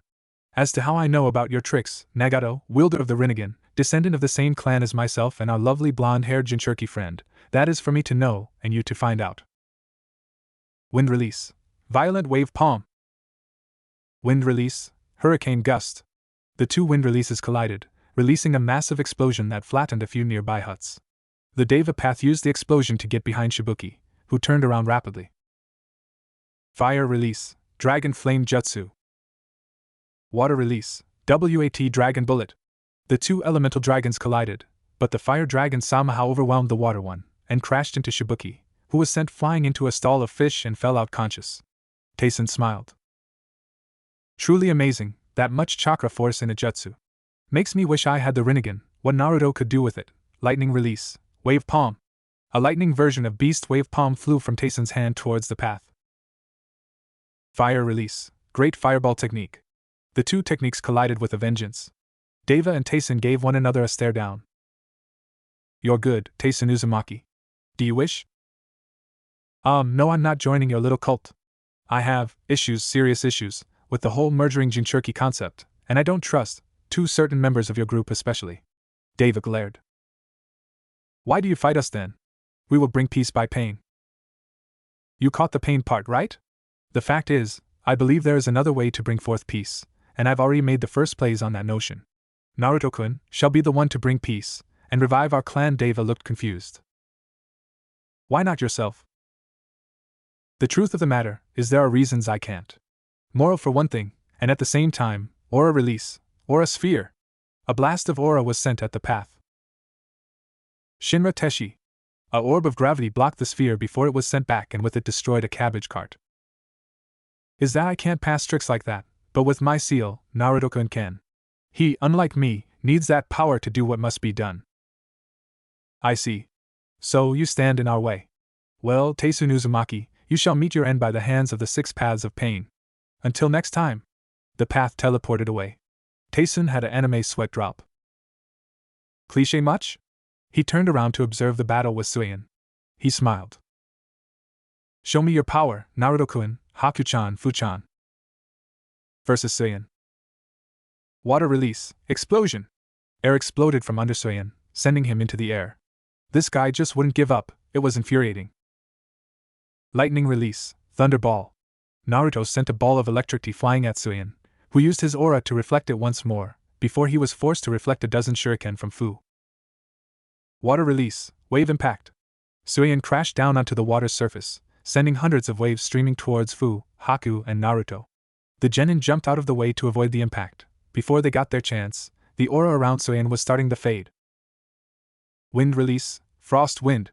From Haku's mouth a frigid wind filled with ice crystals was blown towards Suion with high speed. Aura release, aura sphere. The blue sphere was tossed into the attack as well. Fu tossed the group of shuriken into the mixture, before letting out. Shadow shuriken jutsu. The shuriken multiplied into thousands that surrounded and impacted into Suion, as the other attacks hit, sending him spiraling to the lake. We did it! Naruto cheered as the trio landed on the water surface, before his eyes widened, as did Fu's and Haku's. Suion dissolved down into water. It was a water clone.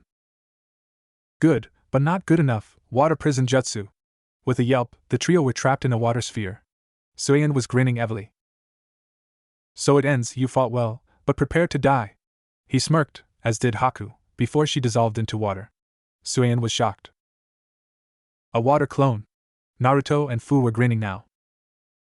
Ice release, demonic ice mirrors. 2 mirrors of ice formed around Suion.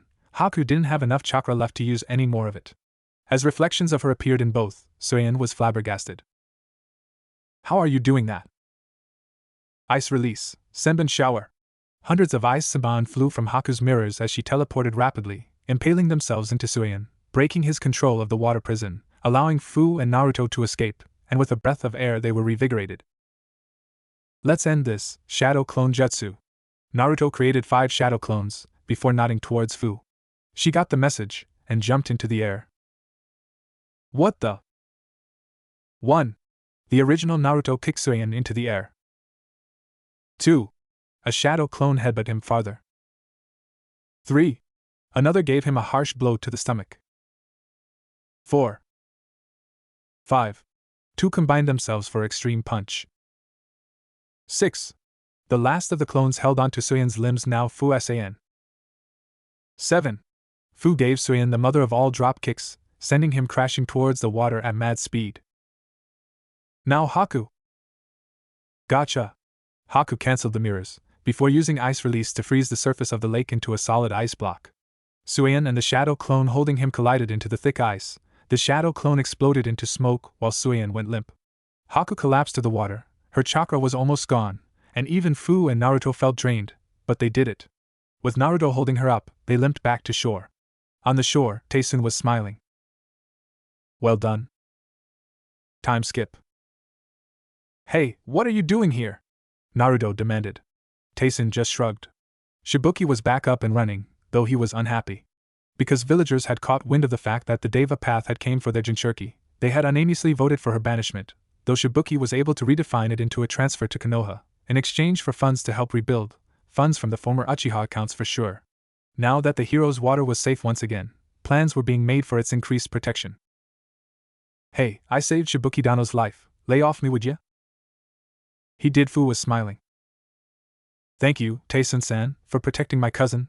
I am in your debt. Naruto and Haku gave her a look. Fu-san, this guy is a missing nin, who attacked us for no reason. To give you the Kekkei Genkai, remember? Stole Mr. Ostrich. I was testing you. Caused the team to gain all those jutsu from the Chunin, as well as the Chidori. Now Taesun was looking abashed. Hey, that was a mistake, I admit that. What? I'm not perfect. Okay then, what do you want anyway? Taesun chuckled. To stop him. Who? Who him? Taesun reached for a storage scroll in his pocket. You'll find out in time. But Shibuki Dano, you really need to improve your waterside security. Might I suggest? He began pulling out more summoning scrolls from his sealing scroll. More of them? Haku said, shocked. Taesun smiled.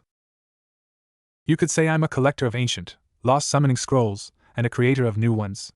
Let's see, Chinchilla. No, he tossed the scroll, with a glance, into Naruto's confused hands. Gibbon. No, another scroll. Rabbit. Nah, the scroll landed upright, spun and then collapsed neatly. Squirrel. That's just nuts. The pun came with another tossed scroll. Flamingo. Possibly. He gave a look towards the lake. No, that wouldn't do.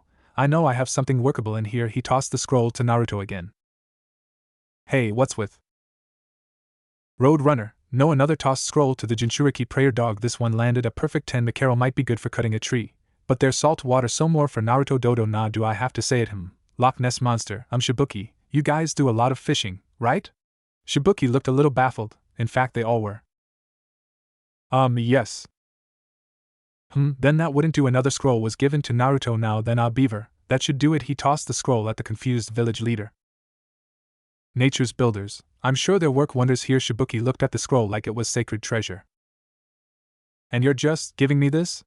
Taesun chuckled. Of course, I have a lot of them, and one man can't use 1,000 contracts, so why not give some out? Oh, Naruto, you can keep those. He looked shocked. Huh? You're just giving me? Quite so. You see, I have reason to see the Uzumaki revived to their former glory. And artifacts like that are perfect for showing a strong clan.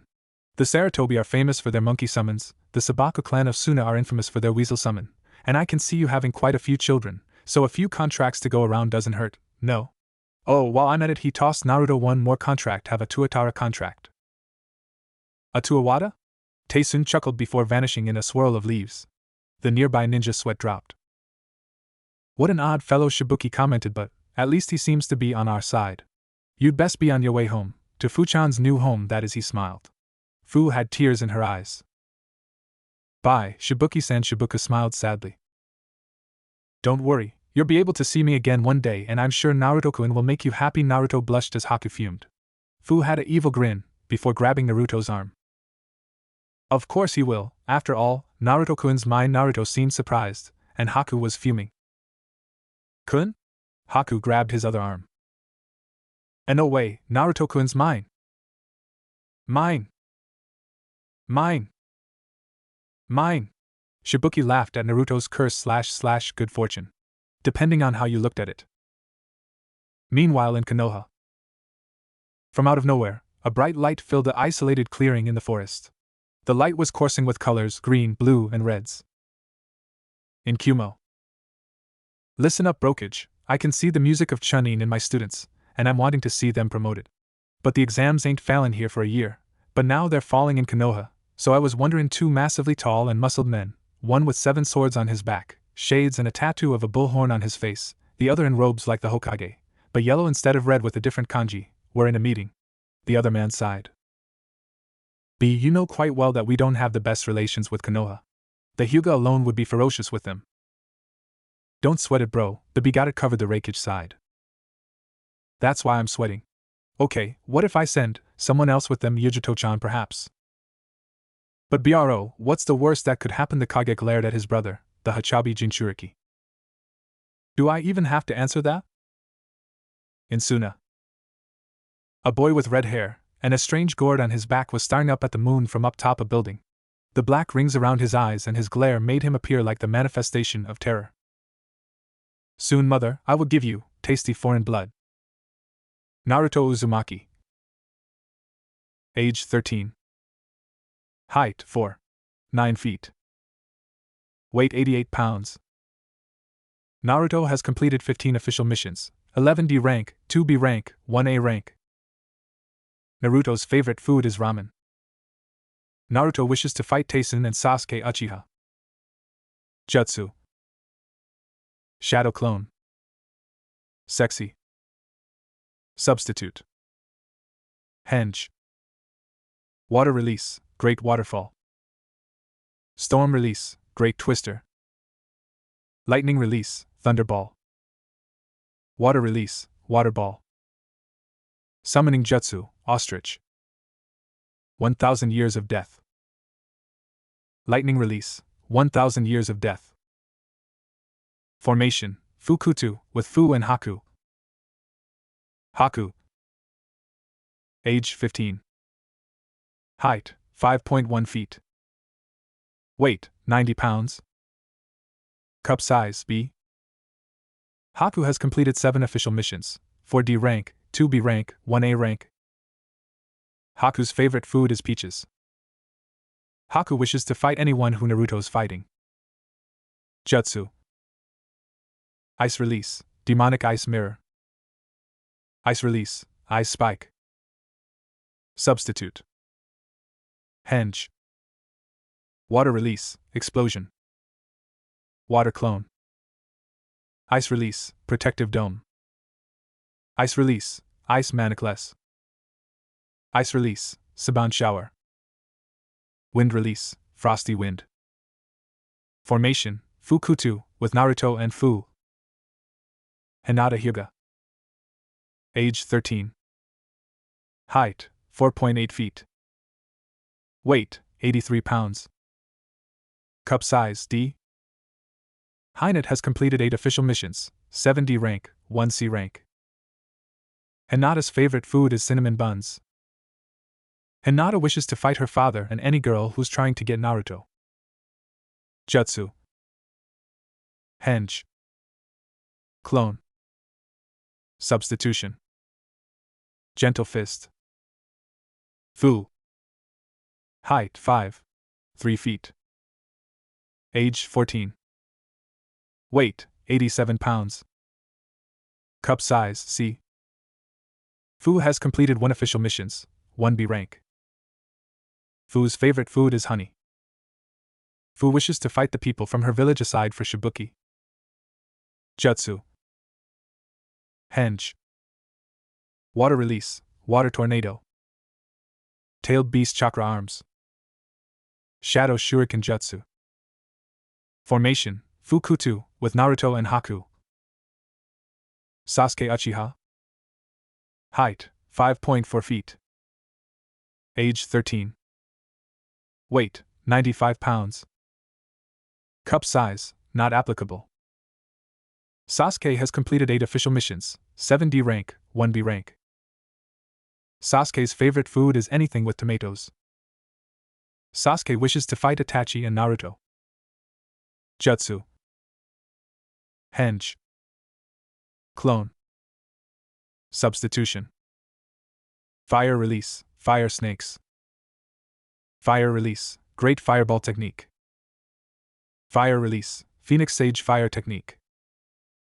Fire release, dragon flame. Water release, syrup capture field. Chidori. Fang passing Fang. Shadow position jutsu. Sakura Haruno. Height, 5.1 feet. Age 13. Weight, 75 pounds. Sakura has completed 8 official missions, 7D rank, 1B rank. Sakura's favorite food is anything Sasuke eats. Sakura wishes to fight Fu, Haku, Ino and Hinata. Jutsu. Clone Jutsu. Henge. Substitutin. Story concepts. CRA, Clan Restoration Act. The Clan Restoration Act is an emergency act dating back ages, allowing a dying clan to practice polygamy to restore its numbers. The law states as follows. Should a clan of registered standings in Konoha, existing for at least 20 years, should find themselves down to one heir or member, the heir or member may take on multiple wives to revive the clan. The wives must be A. Treated fairly. B. Provided for. C. Each wife must produce at least one child. A female taking part in the program cannot be coerced or forced into the act by contract, bribes, or rape. CRA, Clan Restoration Act, Attempted Elder and Civilian Council Revised Version. Should a clan of registered standings in Konoha, existing for at least 50 years, with no allegiance to any other village in recorded history, should find themselves down to one heir or member, the remaining heir or member may take on multiple wives to revive the clan. The wives must be A. Given food, water, and shelter. B. Each wife must produce at least 5 children. C. Obey the heir or member obediently. A female taking part in the program may be coerced or forced into the act by contract, bribes, or male instigated actions. Controlling seals may be administered at the heir or member's discretion. Average team scores, genin teams, teamwork, skill, stamina, intelligence, chemistry 1 to 5. Team 7 SSS 13331. Team 8 SKH 33333. Team 9 LNT 43433. Team 10 SCI 52255. Team 11 NHF 44544. Questions and answers. Q. Will Naruto train with Jiraiya? A. Yes, he will, and likely with Fu and Haku as well. He will also receive the Toad contract in addition. Q. What does Taysen look like? A. That will be revealed in time, though Taysen is not his real name. Q. Will there be a lemon? A. Don't expect one, but some smut. A theme of the ideas of lemons is likely, however. Q. Will any other character be redeemed, e.g. the Uchiha and Naruto, Yagura, Zabuza, Danzo? A. Yes, expect a certain Chunin to become redeemed. Omake takes place after the next chapter. In Konoha's hot springs, female section. Ah, this is the life Fu sighed as she sunk into the warm water with a great big grin. Haku also found herself immersed in the water, the only two here as of now, before taking a look at her teammate. To her frustration, her breasts were a cup bigger than hers. That alone would give her an advantage for getting Naruto, decides her more revealing clothing. But she was curious about one thing. Fu-san, you have a lot of chakra, right? Fu gave her a curious look. Duh? Of course the maggot does, I'm inside of her. So, why only AC? Haku couldn't put this any other way. It was a proven fact, a fact only looked into by perverts, aka Jiraiya, that females with larger chakra reserves had larger breasts. Tsunade of the Sannin, Mei Temuri of Kirigakure, and Yujuto ni, the Nanbai Jinchuriki, all had large chests thanks to their Kage-level chakra reservers, or of course the giant flaming cat demon.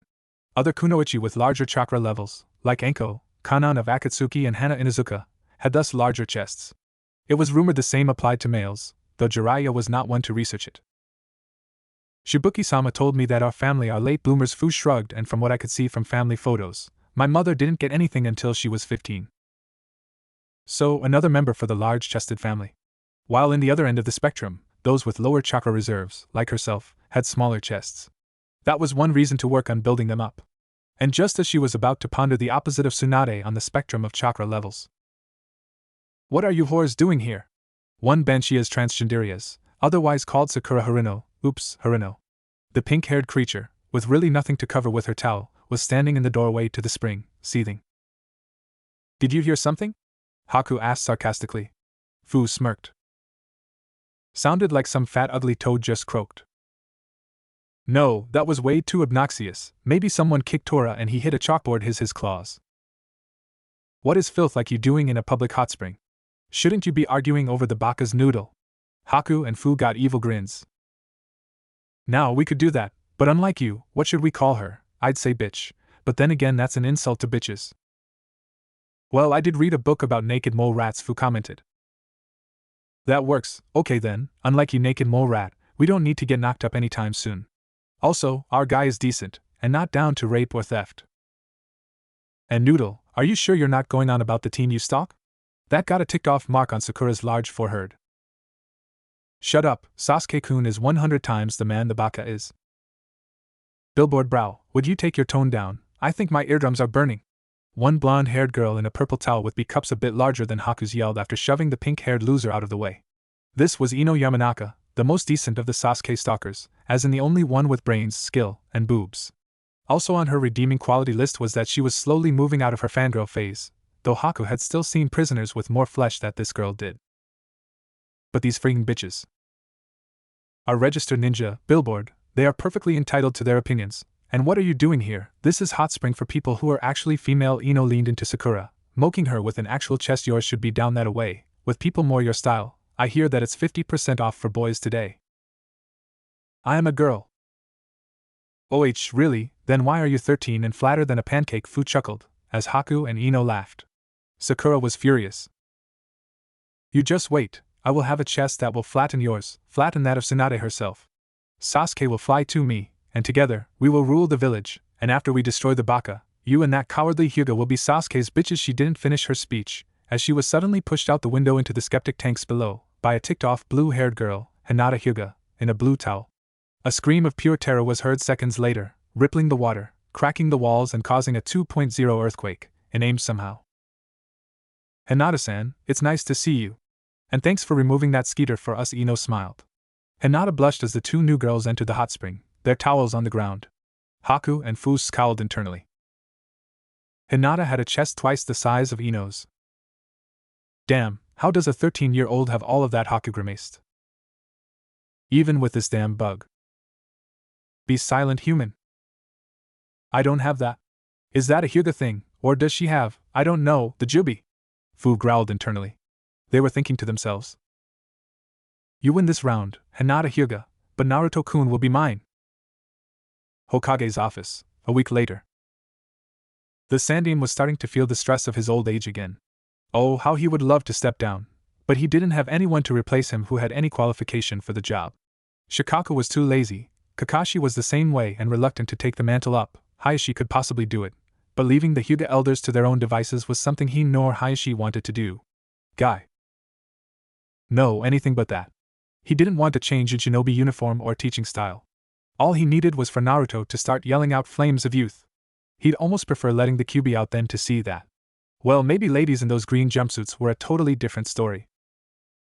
But the problem was, the civilian and elder councils just had a stroke of uncharacteristic genius, and the Hokage had barely been able to divert disaster. The problem had been so big, he had barely any time to rewrite his law to include Fu and the Nanabai, to protect her from visiting Taki Ninja, something he sent a message to Shibuki about as well. For years, the councils had been trying to get a shinobi council member on their side. If they had just one more vote over the shinobi, they'd be able to do anything to benefit their goals: increase taxes on shinobi and shinobi goods, exile Naruto, give Sasuke all the females in the village, exile Naruto, gain hidden secrets from the Yondaime, exile Naruto, wage war for the fun of it, Exile Naruto. They really wanted to exile Naruto. But luckily, the Shinobi Council was uncorruptible. Well, maybe if they paid for all-you-can-eat meal for the Akamichi or voted to remove all cats for the Inuzuka, they might have luck, but so far they hadn't tried that. But then, they managed to pull off a new heist by bringing up a vote for a new seat on each of the two respective councils, elders excluded. The Shinobi agreed, thinking this was just a method to try to get another obnoxious anti-Naruto voice with them. They had been considering adding a shinobi from one of the newer clans. The Marino were high on the list, and perhaps Guy for Spirit, but they already put the hag on it. The Haruno was now on the Shinobi Council. Apparently, the evil old hag had tested herself and her daughter, and found out that their voices had come from some sort of Kekei Genkai the Haruno had. This mega voice release or something qualified her family as a ninja clan now, and now they could replace her spot on their side with a new anti-Narutoist, and take control. However, the Sandaime had a trick of his own.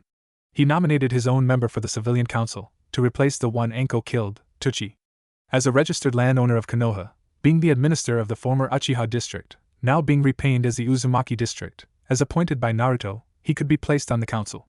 With that, the balance was the same as before, so Naruto no longer was in immediate danger. However, they still had a loss.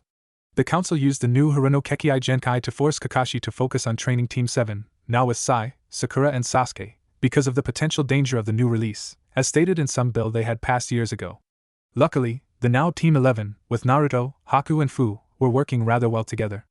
Naruto was getting help on using his Kyuubi powers from Fu and was practicing chakra control with Haku. Fu was getting jutsu practice from both Naruto and Haku was training to increase her chakra reserves with Fu and Naruto. They had recently completed a set of 14D rank missions, thanks in no part to Naruto's shadow clones, Haku's control of chakra, and Fu's strength, which was put into use for destroying boulders. This was to help start up Fu's bank account, and keep Naruto's and Haku's up. They needed it now that they had their own house, the old Yondaime place, and it was amusing to see how they took it. Flashback day they returned. Aji-san, why did you drag us up here for anyway? Did the civilian council say I robbed a bank, or something? Naruto complained with Fu and Haku next to him. The Sandaime had to admit, they'd probably do that. Of course, he knew quite well Naruto didn't have a hope in hell of doing it, and the fact that Fu and Haku would pound him into next week if he even brought it up. No, they didn't. Though don't give them any ideas. I'm here, Naruto, to talk about your heritage. Naruto looked confused. My heritage? Naruto said in confusion. The Sandaime nodded. Yes, originally I had planned to wait until you were a Chunin, or the hope that you'd be mature enough to handle it. However, with your lack of housing resulting from the civilian councils, and the oddity of using shinobi residencies, true enough, spending another day in the Inuzuka might be a little risky. After all, Naruto's bed was also in the room of an old Pomeranian that had existed in the clan since its founding, which the clan affectionately nicknamed Old Puffball or Puffy-san, who disliked Naruto immensely, and barked loudly. Stole his shoes and nightcap, and ate his ramen just to annoy him. However, I believe it's time for you to know the truth about who you are. Who I am? Naruto said, confused. Fu and Haku seemed interested as well. Naruto-kun, you are the son of Uzumaki Kushina, the last Jinchuriki of the nine-tailed fox, and the Yondaime at that. Naruto pulled a Hinata, that is faint. Naruto Keien. 30 minutes later. Naruto blinked, to find himself staring into the faces of Haku and Fu, both with concern. The Sandaime was patiently waiting at his desk, with his Ika book in his hands. After all, since he got Anbu stationed around the roof and did a sweep of his tower, he was certain he was free from spies this time. It's amazing, he found 10 listening jutsu, 8 recording jutsu and 1 remote detonation jutsu. Did they want to kill him if it got worse for their Daitari Naruto agenda? Haku-chan, Fu-chan, Aji-san, I had the strangest dream that I was told the Yondaime was my father. Naruto-kun, that wasn't a dream, Fu brought up. That prompted another feint, and an evil grin on Haku's face. Naruto, wake up, or I'm testing my new ice release, ball implosion. I'm up, Naruto said instantly. They chuckled at that. Interesting, remind me never to get her mad, the Sandaime said to himself, but never mind that. Yes, you are his son, Naruto Uzumaki Namikaze. Naruto seemed to be thinking.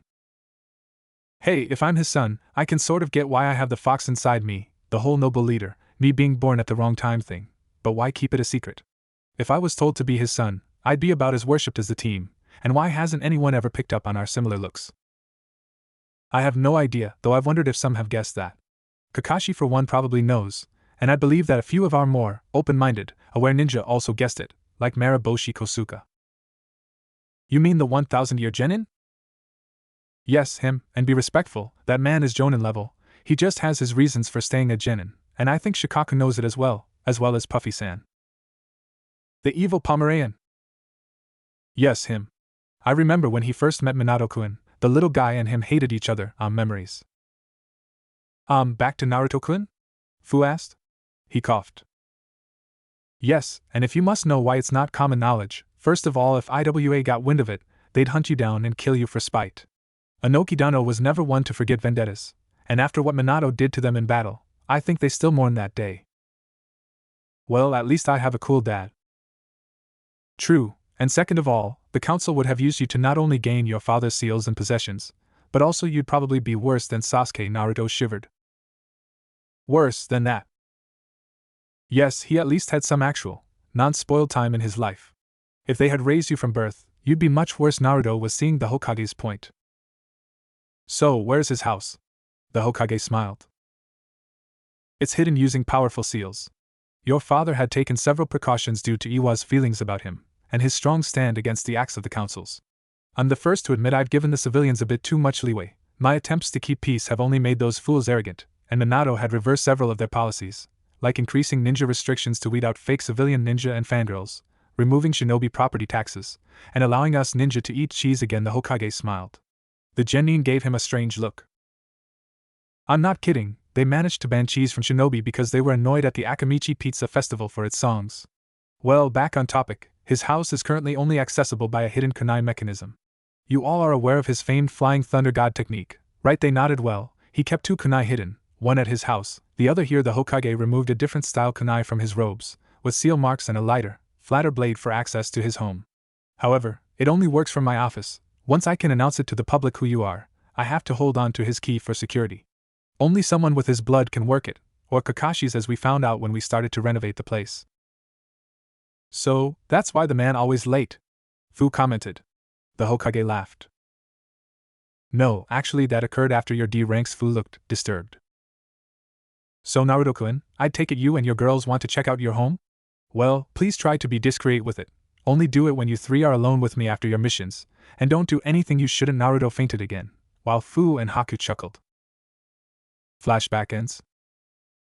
The house, as the Hokage had saw, was actually quite the nice place, 3 stories, 9 bedrooms, and enough room to expand.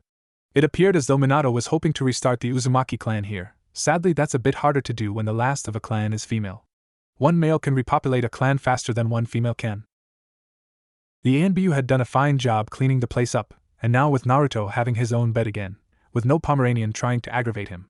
And he knew quite well that Sasuke, Sakura, and the councils had attempted to follow him, at times even demanding to be shown where they were going. To that, the 3 had laughed, and Haku had actually gotten a chance to test that ice release ball implosion on one of the Chunin that the civilian council had control of. The poor man had gotten memory loss from the pain, and the Hokage, after hearing about it, labeled it a kinjutsu. Naruto had discovered the library of seals, and quickly saw why the Hokage wanted them protected. There were seals that did anything for speed up pancake cooking to creating total sterility. In theory, the council could have a million incentives and punishments at the disposal, that in reality would require little chakra or skill to start, though they would have problems creating them. Naruto didn't. He quickly saw his clan's fabled skills with seals come through. On his own, he created a new anti-Sharingan seal for Fu, and deduced that the 6-pronged web seal on Fu's back that locked the nanobi inside her was a lower grade than his own 8-element seal, about the same level as the iron armor seal. They also got a chance to lock up all the accumulating summoning scrolls.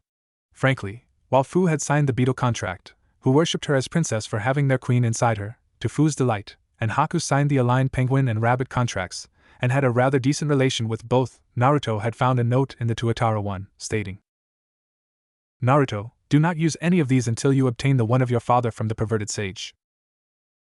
Whoever this perverted sage was, Naruto would kick his ass until he gave him that contract.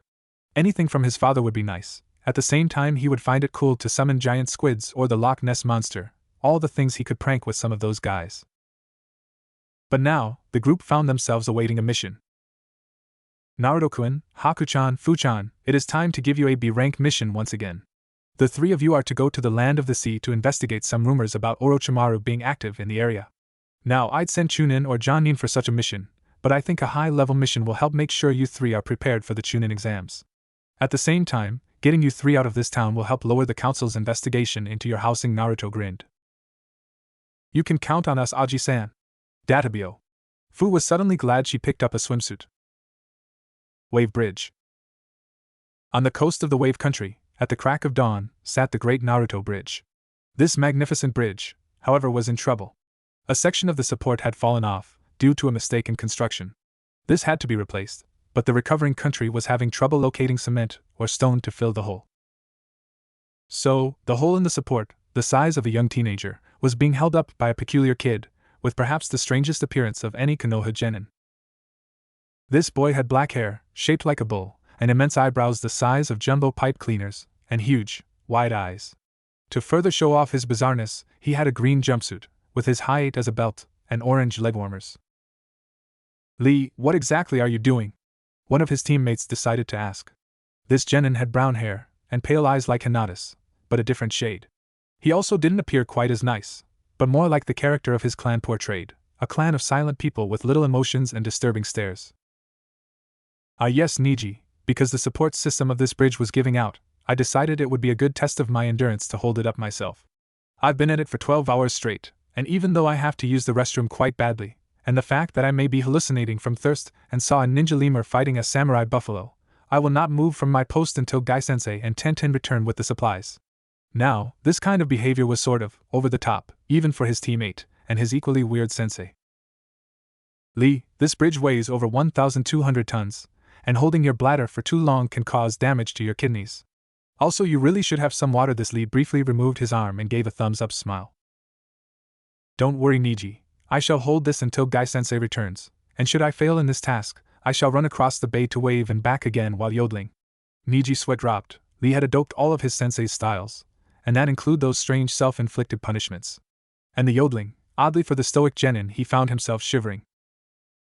This is one of the many reasons he needed a therapist, besides the fact he has emotional trauma for his father's death and a desire to kill his cousin Hinata-sama. Though some liquid refreshment may be most obliged, may I have a sip of your own canteen? Mine's empty. Land of the Sea, Seaside Village. Wow, this place is a Fu started before Naruto interrupted her.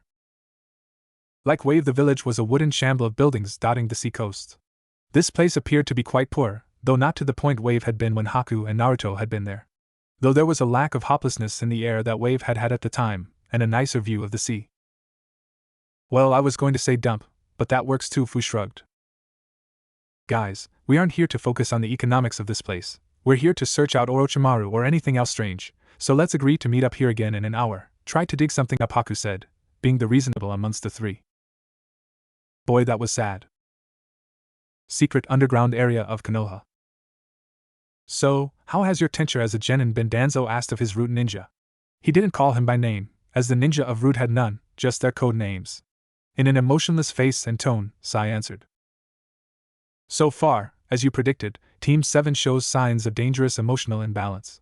Both Sakura-san and Sasuke-san are controlled by their emotions, and prone to rampages should they get frustrated.